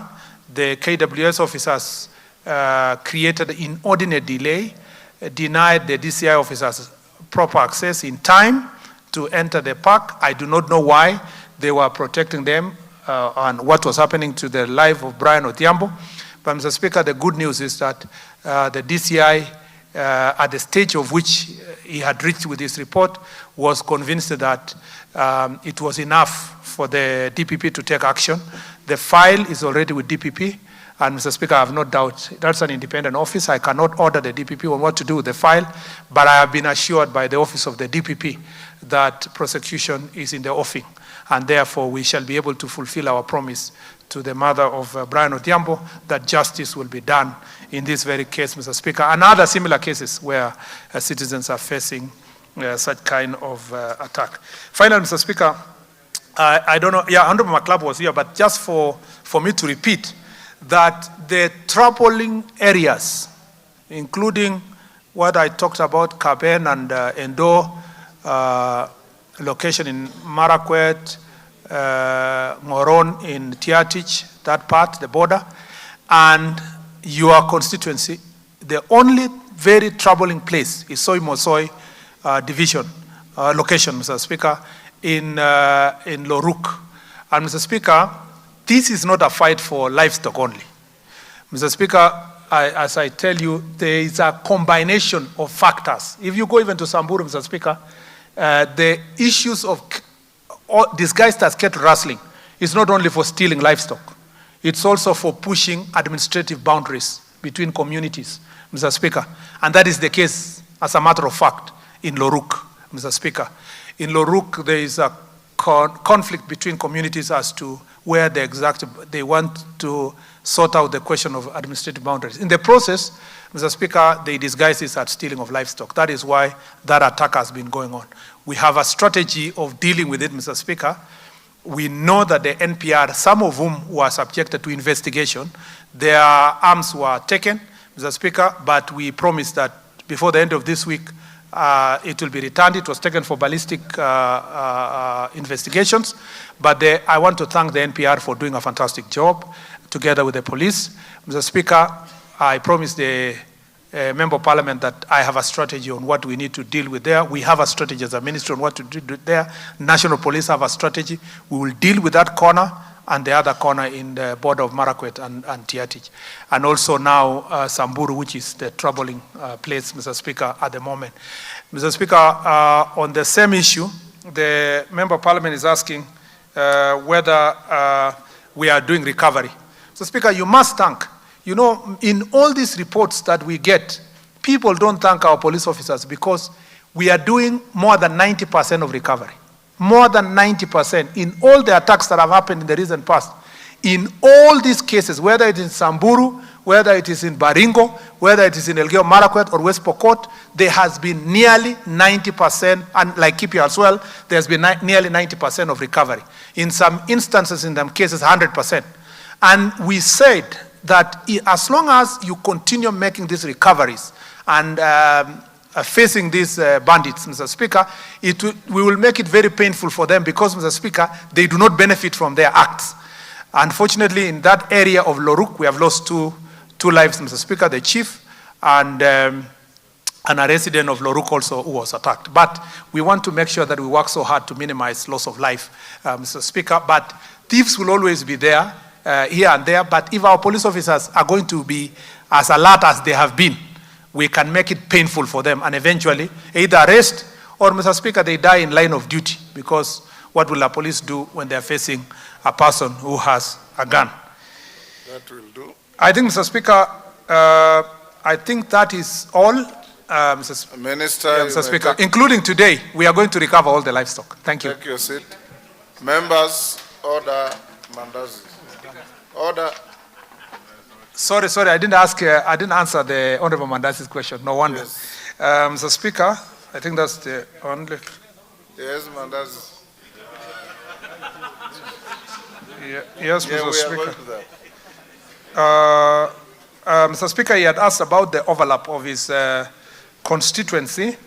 Part of his constituency is in Bomet Central.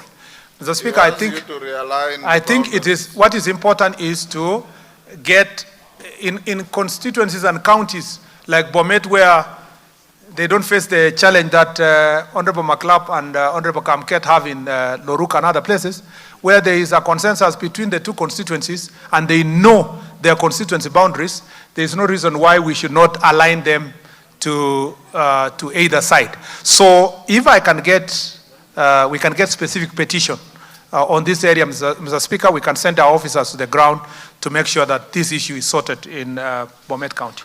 I thank you, Mr. Speaker. Members, you know we have division of revenue bill pending. I want to very quickly take 029, 031, 032, and 33 in quick succession. Minister, be ready to answer them in the shortest time possible. Yes, Tongoyo. You are the chairman of the Committee on Security. Yeah, just going to take a minute actually.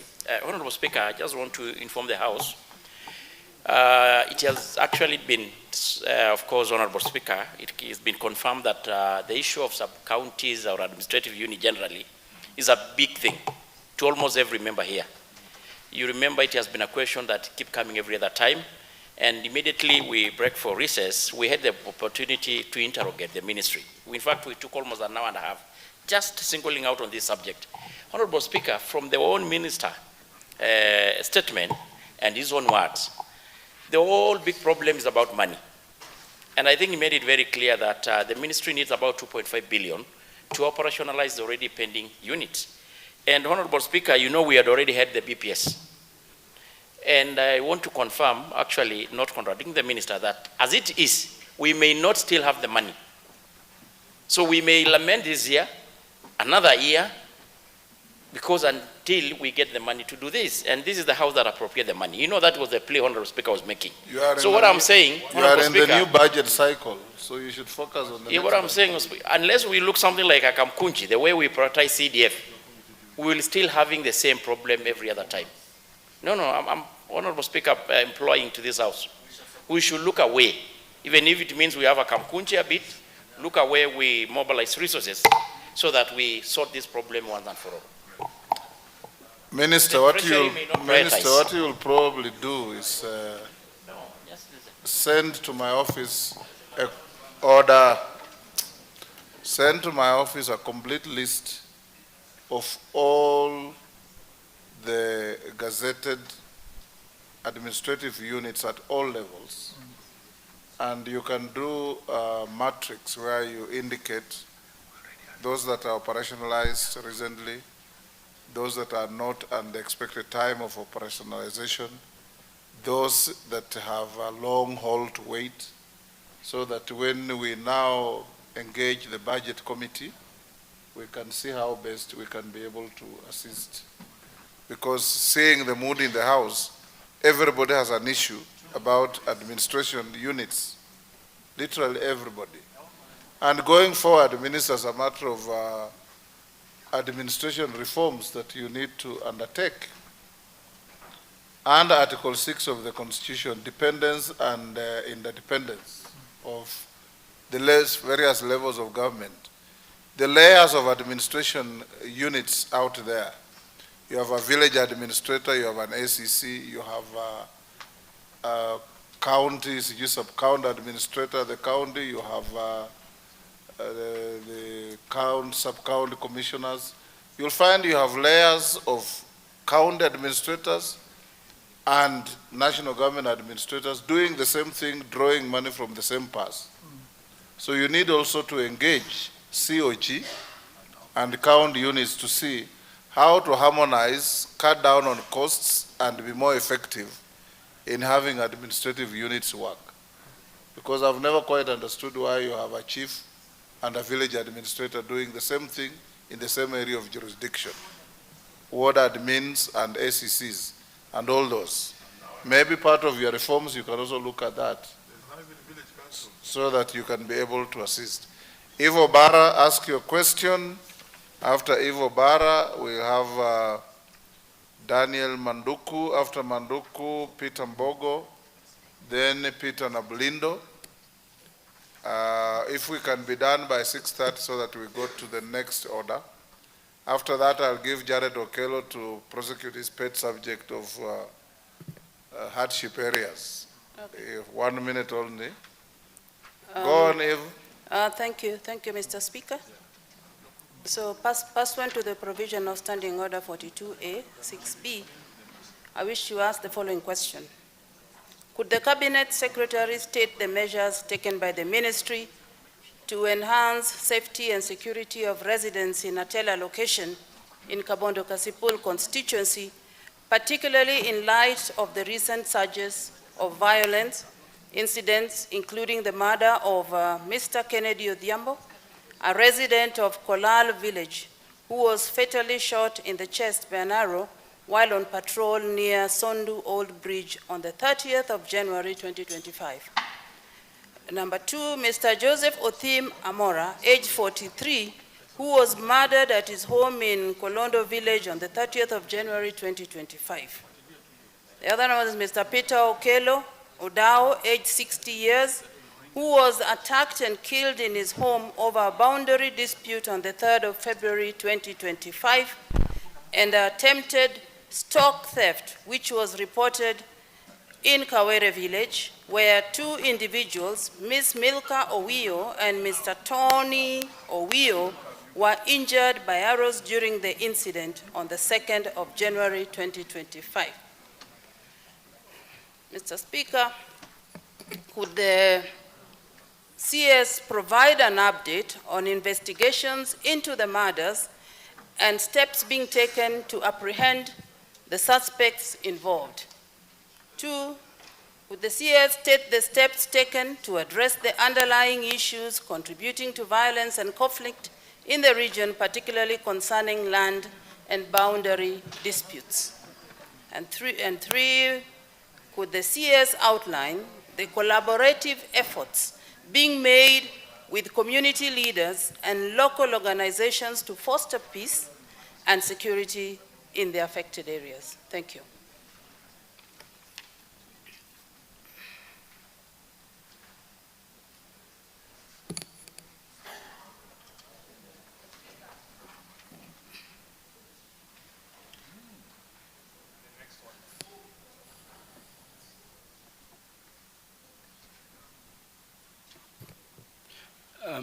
The next question. Thank you. Could the Cabinet Secretary explain the status of gazettement and deployment of security personnel to Ichuni Police Station in Ichuni Ward, Nyaribari Masava constituency, which is in Masava South sub-county?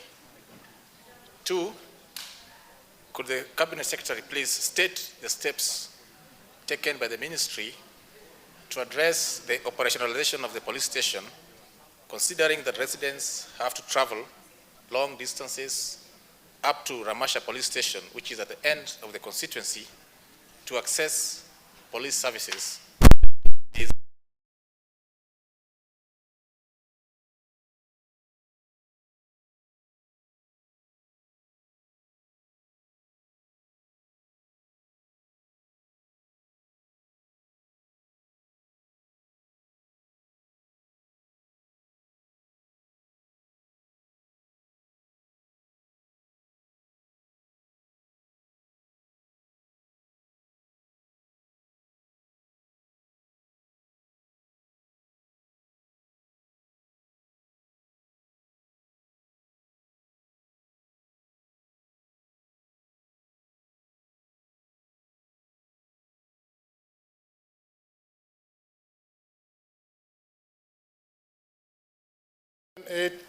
Three who was found dead at a satellite site around Rianchore hillside with multiple cut wounds. 2, Mr. Silas Silo Mengo Mwachanga, a border rider who was found dead on 28th May 2024, and Mr. Sylvans Mwanjala Mvoi of ID number 370-234-29, who was attacked and severely injured on 2nd September 2024 within Sagala Ward in Taita Taveta County. Could the CS state the actions being taken to ensure the perpetrators of the crimes are arrested and prosecuted without delay? 2, could the CS outline measures put in place to curb insecurity in the region. Thank you, Mr. Speaker.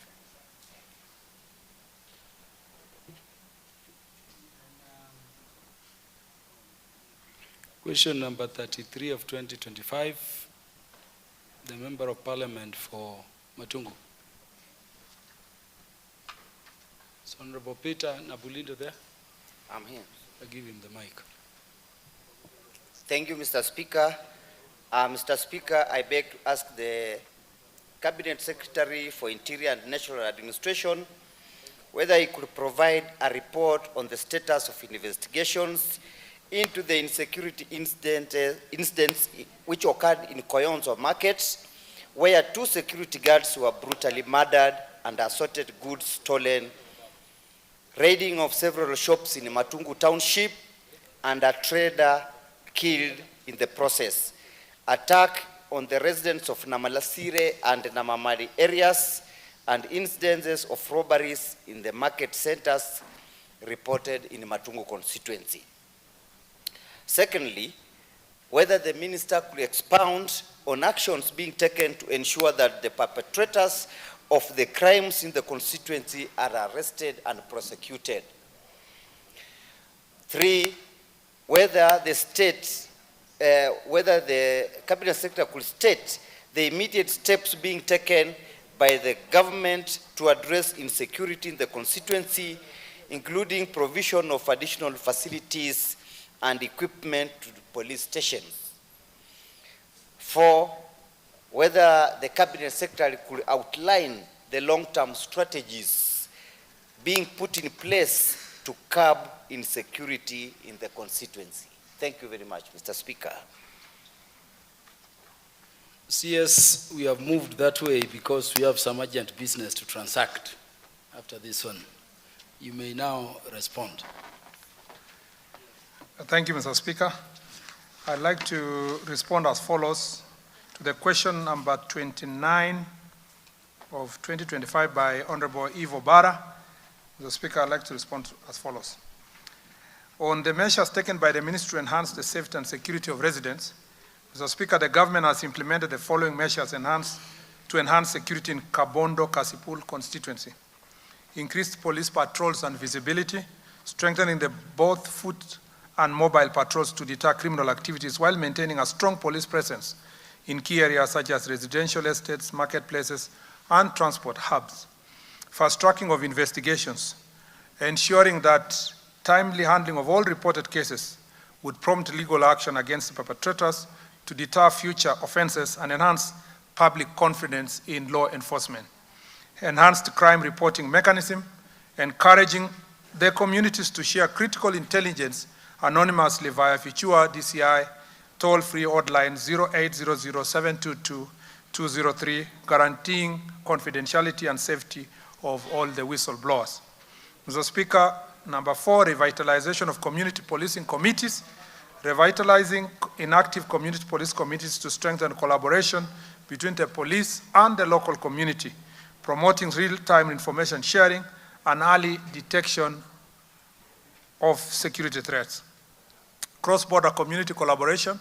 The National Police Service has strengthened the cross-border community engagement to combat cattle rustling in the region that is a source of insecurity. This initiative enhances intelligence sharing and promotes peaceful coexistence between communities. Mr. Speaker, I have had this conversation with the governor of that county before, and I told him I don't understand why people who are residing and living together and everybody having a title deed should engage in cattle rustling. It is a practice that is found in corners, marginalized areas. I think this is something that really we need to deal with because Kisumu is at the heart of areas that are fairly developed in the country. This is really an issue that still bothers me, and I'll be going with the honorable member to the ground to find out exactly why neighboring communities still steal livestock from themselves. And I hope the county governments can change also the breeds so that, Mr. Speaker, we should not be having those ones that are running very fast and can easily be stolen and hidden there. Mr. Speaker, we have also community engagement. There is regular public forums, barasas, and this is where also community members, local leaders, elected leaders can help us in conflict resolution, and this is where I promise that we should have a baraza together among the communities. Regarding an update on the investigation into the reported murder cases, I wish to respond as follows. On the case of Mr. Kennedy Odhiambo, Mr. Speaker, sir, on 20th January 2025, at approximately 23 hours, Kennedy Owino Odhiambo, a 45-year-old male, was near his homestead in Gangondo village, Kadumo's east sublocation, in the company of others, when unknown assailants launched an arrow at the group. The arrow struck Kennedy Odhiambo on the right side of his chest, fatally injuring him. The attackers fled the scene and their identities remain unknown.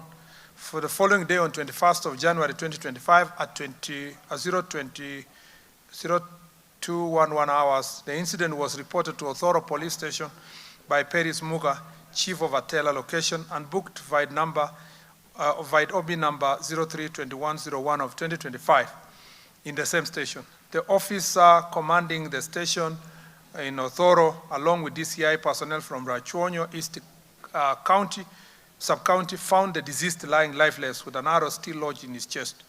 DCI officers from Rachuonyo East Sub-County processed and documented the crime scene before transferring the body to Bethlehem Morgue for further examination. A post-mortem examination confirmed that the cause of death was injury sustained from the arrow attack. The suspect remained at large. The investigations are ongoing with efforts to apprehend those who are responsible. Mr. Speaker, on the murder of Mr. Peter Okello Odawa, on 3rd February 2025, at approximately 1840 hours, Peter Okello Odawa, a 60-year-old male, was slashing grass within his compound in Kamwagi village, Kodumu West sublocation, when he was attacked by two individuals, namely Eric Okoth alias Mzee and Ibrahim Jacob Onyango. The suspects, who are the deceased's nephews, fatally injured him due to family land boundary dispute.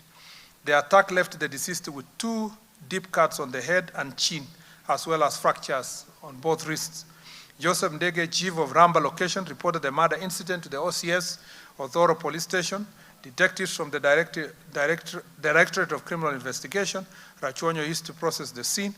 The incident was officially booked via OB number 30/3/2 of 2025 at Othoro Police Station.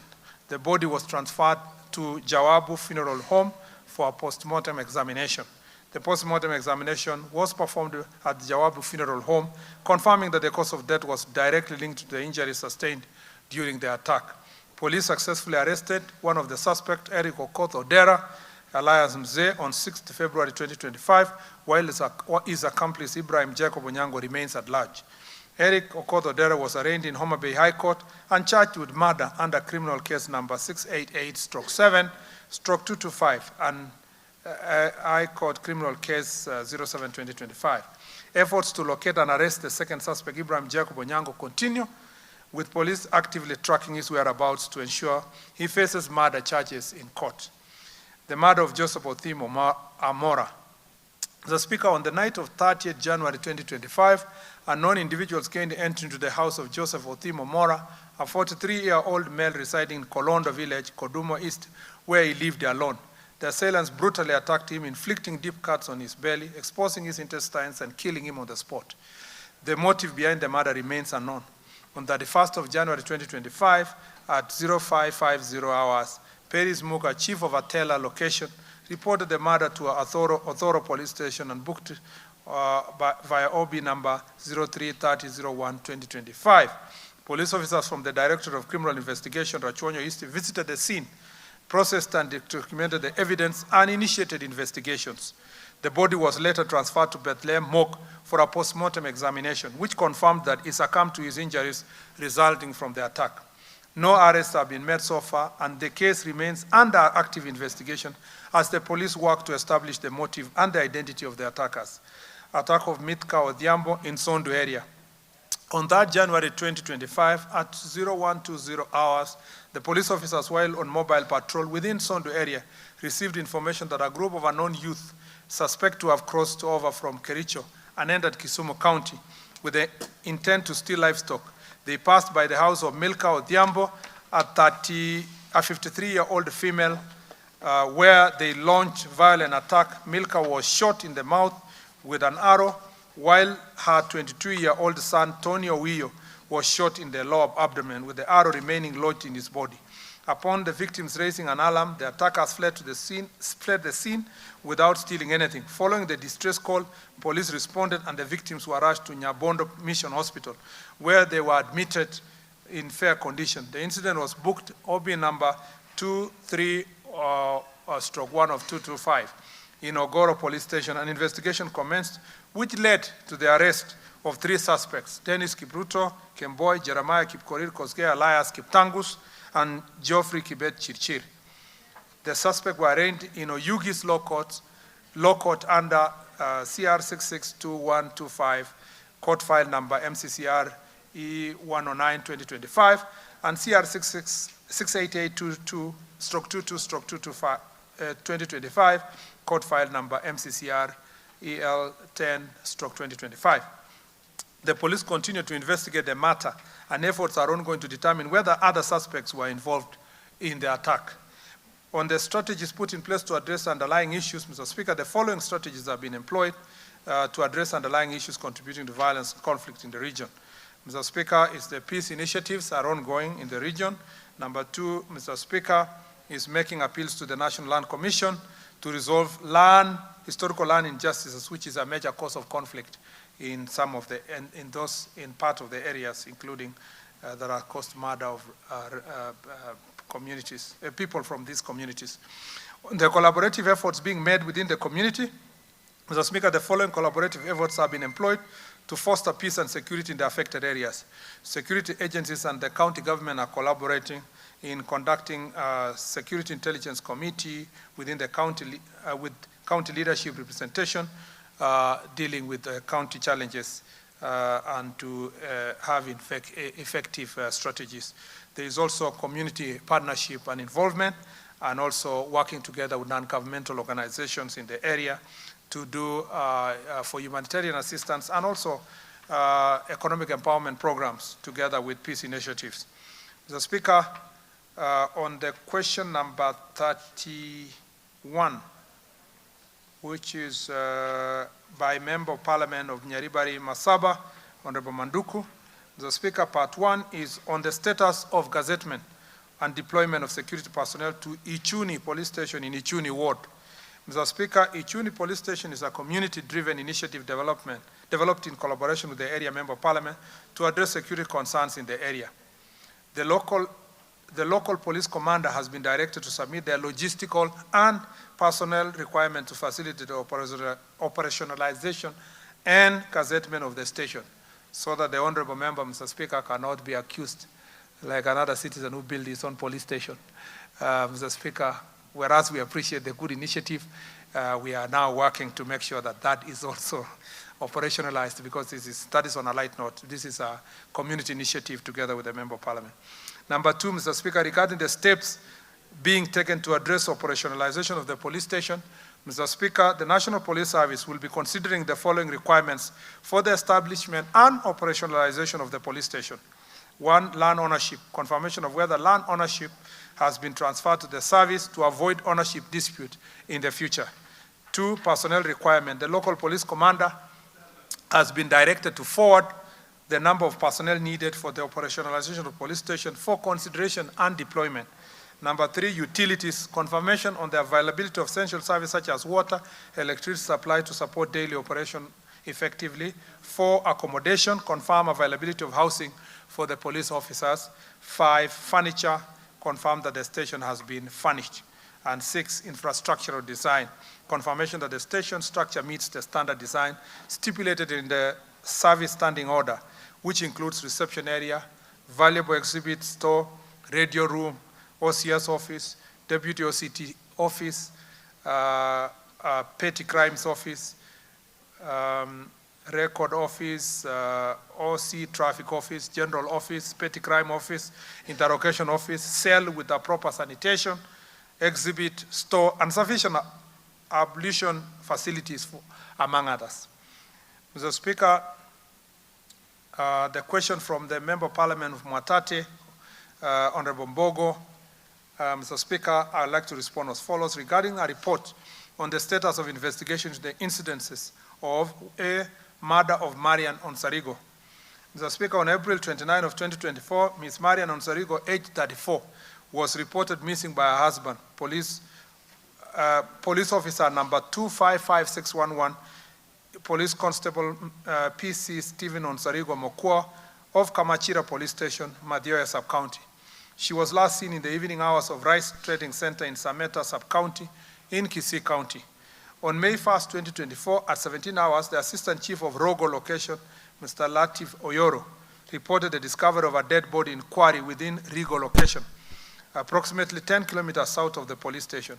Officers from Sameta Police Station, including the officer commanding station and the Directorate of Criminal Investigations, visited the scene and discovered a body of a female victim identified as Ms. Marian Onsarigo, lodged between large rocks in Deep Valley Quarry. The body had visible injuries, including deep open wound under the armpit, both lower legs fractured, and a deep cut on the left elbow. Later, the husband and the deceased PC Stephen Onsarigo Mokua, Police Constable Stephen Onsarigo Mokua, arrived at the scene and confirmed the identity of his wife.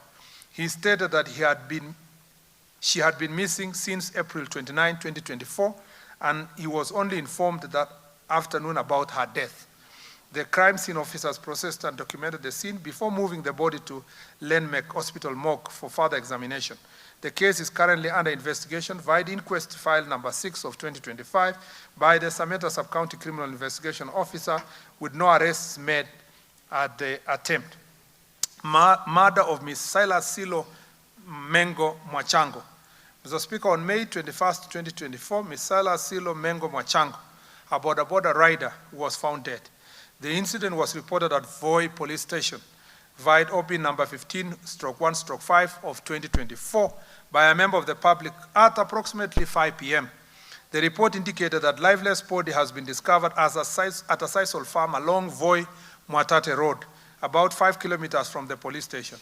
Police officers responded to the scene, which was processed and documented. Preliminary investigation revealed that the victim had been hired by an unidentified individual who later attacked and fatally injured him before stealing his motorcycle. No arrests made at the moment in connection to the incident. The case remains under active investigation. Mr. Speaker, on the murder of Mr. Silas Sylvans Mwajala Mvoi, on September 3, 2024, a report was made at Voi Police Station under OB number 15/3/9/2024 regarding an attack on the Sylvans Mwajala Mvoi, ID number 370234429. The incident occurred on September 2nd, 2024 within Sagala Ward, Taita Taveta County. The report was filed by the victim brother, who stated that Mr. Mvoi, border rider, had been found unconscious by the roadside along the Mombasa-Nairobi highway. A good Samaritan rushed him to Moi County Referral Hospital in critical condition. Medical assessment revealed that he had sustained a deep cut on the head and chest injuries. Due to the severity of his injuries, he was later referred to Kilimanjaro Christian Medical Center in Tanzania for intensive care. Police officers from Voi Police Station responded to the scene, conducted documentation, and established that the victim had been robbed of his motorcycle, registration number KMGN09G. The victim later succumbed to his injuries on September 9, 2024, while undergoing treatment in the same facility. No arrests had been made in relation to the murder, but, Mr. Speaker, the case remains very active and under investigation by our police officers.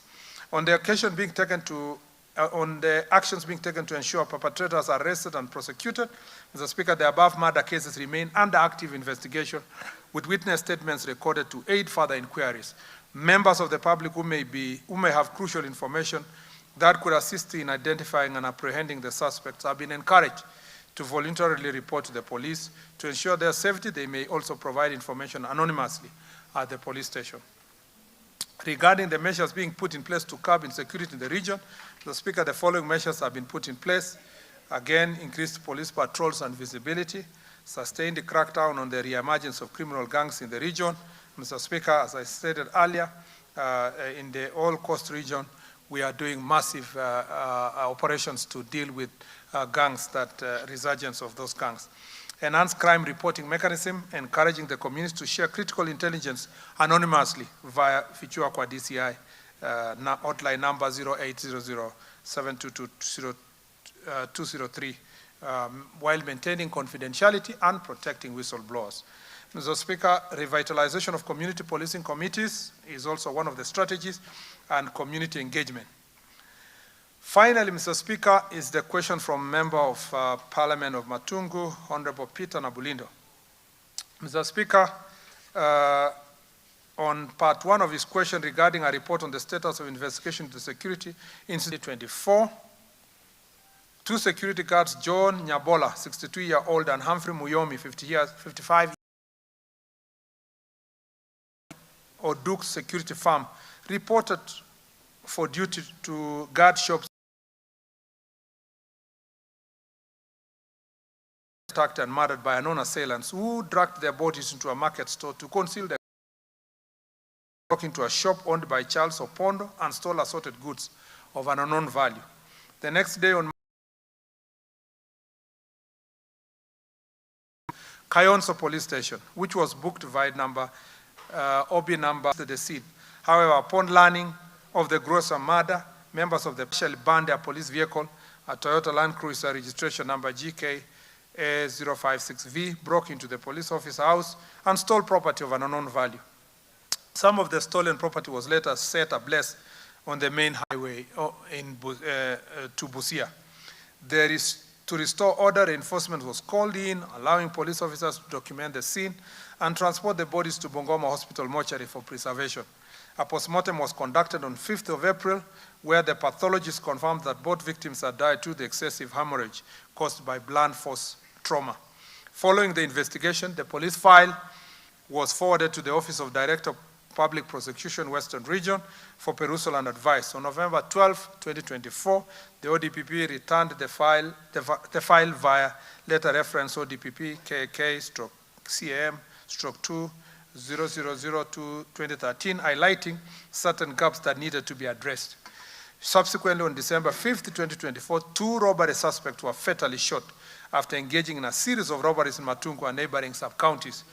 On an AK-47 rifle with 13 rounds of 7.6 millimeter special ammunition was recovered, along with motorcycle that had previously been stolen from police officer in Butere sub-county who had been seriously injured during the robbery. Upon identification, the deceased suspects were confirmed to be Jack Machanja, 25-year-old, and Dan Philemon Anguch, 24 years old, both residents of Butere sub-county. Further investigation revealed that they were the same individual responsible for the murder of the two security guards at Kayonso Market on March 31, 2024. The recovered AK-47 rifle and ammunition have since been forwarded to the Director of Criminal Investigation, Forensic Ballistic Examiner for analysis. The case remains under investigation. The murder of Charles Mukwana. Mr. Speaker, on February 26, 2025, on approximately 21 hours, a robbery and shooting incident at Matungu Shopping Center was reported by Colin Sokumu and recorded in the occurrence book OP of Matungu Police Station entry number 35/26/2 of 2025. The officer commanding station OCS Matungu, along with his team, responded to the scene. The first victim, Kevin Chitai, reported that he had been robbed of the day sales amount to 50,000 shillings. The second victim, Boniface Miswaki, was also robbed at gunpoint but declined to disclose the exact amount stolen. The third victim, Charles Muhwana, resisted the robbers, prompting them to use violence. He was struck in the face with a sharp object and shot in the right thigh. He later succumbed to his injuries while receiving treatment at St. Mary's Mission Hospital, Mumias, and his body was subsequently taken to hospital mortuary, where an autopsy was later conducted. On March 9, 2025, Hussein Sharif Moshen was arrested in connection with the fatal shooting of the trader and robberies that occurred on February 26, 2025 in Matungu, and was subsequently booked at Shianda Police Station. He was taken to court the following day, March 10, 2025, to answer the charges of robbery with violence. The case is pending before court. On the actions being taken to ensure the perpetrators of crime in their constituency are arrested and prosecuted, as you can notice, Mr. Speaker, a good number of them have been arrested. In response to the escalating security in the region, a series of operations were launched aimed at identifying and dismantling the criminal syndicate responsible for terrorizing residents and business owners. These efforts led to the arrest and arraigning in court of key suspects. On March 10, 2025, a multi-agency security team apprehended 6 individuals linked to robberies in the area. Yusuf Ekumba Hashio, Sharif Musungu Chebi, Jafar Odongo Kirato, Muxin Okwalo, Gerald Joseph Khadima, and Abdallah Kubasu Nandai. During investigation, it was determined that Gerald Joseph Kadima was implicated in the murder of Simon Owoi Toloi, a case already pending before High Court in Kakamega. He was subsequently presented before court for a plea hearing on 20th March. You can notice, Mr. Speaker, these are people who are out on bail and then went again to commit murder a second time, robberies a second time. An identification parade was conducted on March 19, 2025, during which a witness, Linet Ingaisum Beach, positively identified Yusuf Ekumba Hachio, also known as Farouk, as the individual who had dispossessed her of her mobile phone. On March 25, 2025, Yusuf Ekumba Hachio was formally charged with robbery with violence under Section 29, as read in Section 296, together with Section 2962 of the Penal Code. The case remains pending before court. Regarding the immediate steps being taken to address insecurity in the constituency, it is the same, Mr. Speaker, to the other incidences I have read, which include issues to do with patrols and visibility, fast-tracking investigation, enhanced crime reporting mechanism to do feature DCI, engaging the community. These are common across areas that we want to enhance matters of safety, Mr. Speaker. Regarding a long-term strategy being put in place to curb insecurity within the constituency, again the same. We want to work on the revitalization of community policing committees, sustain the crackdown on re-emergence of criminal gangs in the region. Mr. Speaker, Matungu is the constituency I talked about, Mr. Speaker, where some criminals are roaming around with elected and aspiring politicians, pretending to provide political support and cover. Mr. Speaker, we will sustain the operation. This is part of the operation. You saw the results is to deal with the robberies, but other, Mr. Speaker, is to deal with these gangs that are hiding behind political action and political support. And Mr. Speaker, Matungu and a few of other places in Western Butere, in Kakamega counties, and a part of Bungoma, and as I said earlier, spilling over to also Trans Nzoia. Mr. Speaker, they are notorious political actors who, Mr. Speaker, are hiring young people and inducing them to commit crimes and violence, especially in funerals. And we are not going to condone this behavior, Mr. Speaker. And as I said, if it leads to any elected or aspiring politicians, we will not hesitate to charge them in a court of law. Mr. Speaker, and let me use this opportunity to thank our police officers, because from the time I requested them to take this issue seriously. A lot has been done in that region, and we will sustain the operations, Mr. Speaker. Security agents and county government collaboration is also extremely important, and regional and cross-county cooperation working together to make sure that we deal with these issues in our country. So, Speaker, I beg to submit. Thank you, CS. Yes, I allowed you to proceed that way because there was satisfaction on the part of all the members who raised the questions as matters of concern. I have never seen any intervention from anybody. The Honorable Ivo Bara, you want to register your satisfaction or a clarification?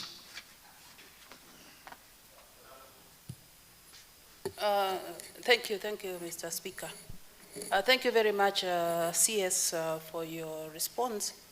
But I'd expected that you'd come up with a consideration for a stock theft special unit within the area. This particular area, Atela region, is the infamous, the Sondu, the Sondu issues that have been going on almost every other year. This is the area that we have Nyakach, which is Kisumu. We have Homa Bay, and we also have Kericho. And the stock theft is just too much. And so please, can we have this special unit? And also, if possible, if you can have a patrol vehicle running around these 3 regions. This area is notorious, Mr. CS, and we need to do something to rein in the insecurity. Thank you. But otherwise, thank you very much for your response. That one does not require your further response, CS. The Honorable Peter Nabulindo. Mr. Speaker, first I would like to take this opportunity to thank the Cabinet Secretary for that detailed response. But as he had said earlier, he had already talked about Matungu even before I had put the question before the House. That means that Matungu has a problem that needs to be given a special consideration in terms of security interventions. But Mr. Speaker, I'm concerned about something that the minister actually said to the House, that he has sent some officers to the ground, that's in Matungu, to do some investigations. But I would like to bring to the attention of the Cabinet Secretary that the people, he could confirm, the people he sent on the ground, they have been doing what we call selective investigation, in that they have deliberately been targeting certain groups, and or, if I can be quite open in this House, Cabinet Secretary Waziri, the people you sent, I don't know if they are the ones doing this, the people you sent on the ground, they have been targeting actually my family members, my relatives, and my supporters. And the people have been wondering, why are these people targeting certain people, or who is using police officers to settle political scores?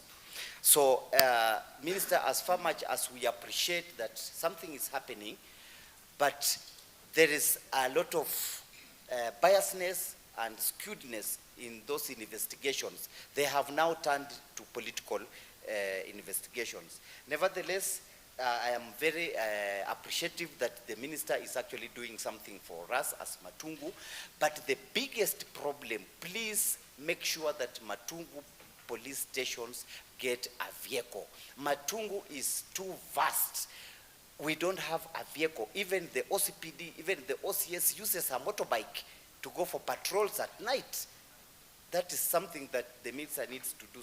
And we have not had a vehicle for years and years. We need a solution right now, Bwana Waziri. Thank you very much. Yes, you have something to tell Honorable Nabulindo? Quickly, let me say for Honorable Obara, we agree that we need to do something in Sondu, and we will, once we visit the ground and see the need for anti-stock theft unit, we will make the necessary recommendations, Mr. Speaker. And then on the Honorable Nabulindo, I speak here, Mheshimiwa, on behalf of the IG, but the operational command of the IG is not subject to my direction to say that you target this person or the other. The main thing is to target the criminals. And the people of Kenya have expected us to sort out the issue of Matungu. You know very well that that place had become ungovernable, even during funerals. And it was becoming a monument of shame. If it happens that the people who have been arrested are known to you, family members, supporters, for as long as they're not involved in crime, there is no issue. They will not be harmed. They will not be charged. But if they are involved, they will all be rounded and charged, notwithstanding the fact that they are your family members or they are your supporters. And Mr. Speaker, I thank the MP for his positive approach to this issue, because he is appreciating of the efforts to deal with both robbers and these gangs that are operating and roaming across the country.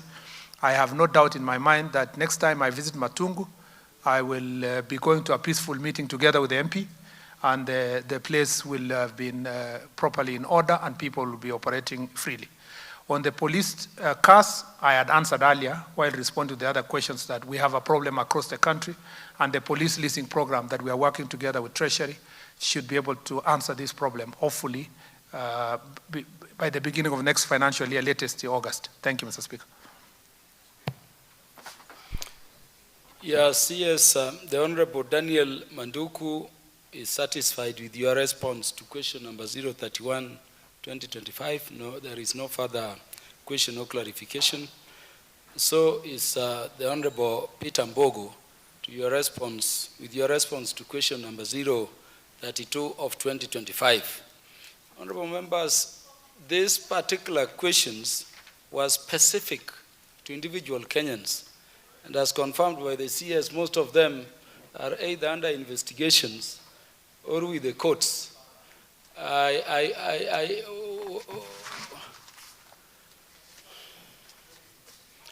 We are done with the questions. Are we saying you have matters you want to raise with the minister around the questions? I will allow only 3 of you 1 minute each because of the next business you have to transact. The Honorable Zambia. Cabinet Secretary, you will indulge us. You can take the questions straight away so that they are addressed. Thank you, Honorable Speaker. I want to be very brief.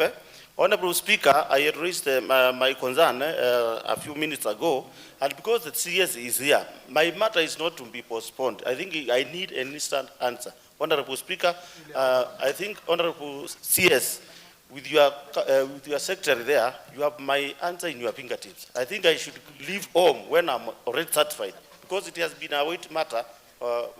And this issue I raised in last year, and it has taken more than 6 months, Honorable Speaker. Thank you.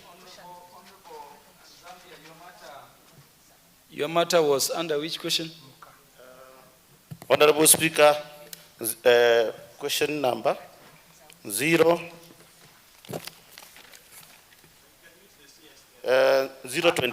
Honorable Speaker. You want to respond to it now, or we can create a forum for you and the member? Yes, I think the member is seeking further consultations, if I may, because I've answered it 3 times. To be very specific, this is a question of overlapping administrative units.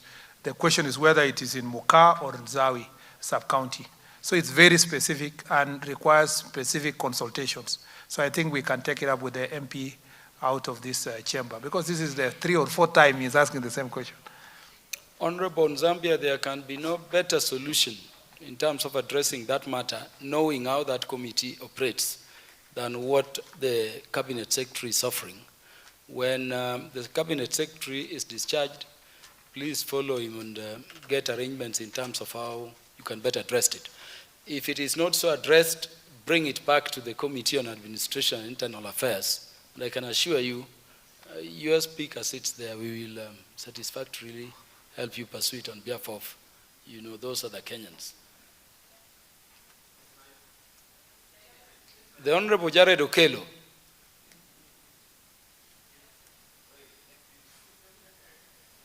I thank you very much, Honorable Speaker, and for giving me the opportunity. The substantive speaker actually made an undertaking that I will be given an opportunity to prosecute a matter that is not directly linked to the Ministry of Interior and National Coordination, but under the spirit of complementarity and collective responsibility, the minister sits in a vantage position to answer or to lend a helping hand where necessary.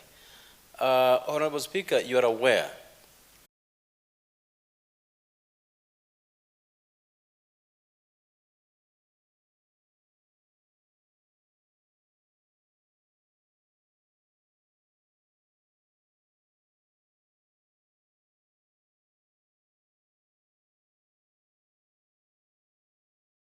report, and let me repeat for the record, it is dubbed Review of Hardship Areas and Payment of Hardship Allowances.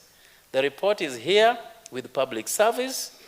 The guy who headed the team, called Mr. Sylvester Bolo, has since retired, but he did not retire with the file. So let the file be brought before this House, be debated upon, and appropriate actions will ensue. I thank you. And I thank the Minister for braving the long hours today. Thank you.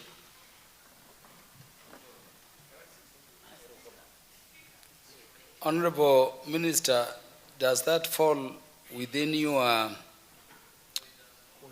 mandate, and are you ready to respond to the question now? Mr. Speaker, I understand the struggle that Honorable Member is going through, my friend, Honorable Okello, and I sympathize with his position. And because we were involved in the report as a part of GAO, and because of the principle of collective responsibility, and considering that the next CS is still sitting in this House, Mr. Speaker, I will offer, under that principle of collective responsibility, to push for the release of that report. Part of the reason is because, Mr. Speaker, I have received also petitions from across the country, from teachers especially, who are posted to certain areas that they consider it hardship, yet they do not benefit from the hardship allowance. So I think I will speak to the relevant officers within the government to make sure that this is pushed in good time. And we can also take up this conversation with Jared out of this place. I hasten to warn him that should the report require heavy budgetary expenditure, then it may require again a relooking. There is no problem releasing the report, but in terms of implementation, it will require everybody now to come in to support budgetary allocation. Sometimes, you know, in government, you know really that you need to expand certain benefit to different areas. But the challenge you have is that you make this expansion, then you ask yourself, where is the budgetary allocation to support the expansion? So all those considerations will be made. Thank you, Mr. Speaker. That response cannot elicit further questions. The Honorable Farah Malim. Mr. Speaker, I have, Mr. Speaker, I take, the Honorable Member is a very close friend of mine. But on the issue of hardship allowances, I just want to tell this House one thing, Mr. Speaker. African Americans or black Americans were enslaved for 408 years. And then after the Civil War, they had again a continuous marginalization for 100 years. When the civil rights movement started in 1960, the white folks, in their own wisdom and their trickery and deceit, said this is for minorities and sneaked in LGBTQ people and I don't know, all sorts of minorities, including the Jews who are the best, and called them now this is minorities. What to do? To easily submerge and take away the rights that the African American was fighting for.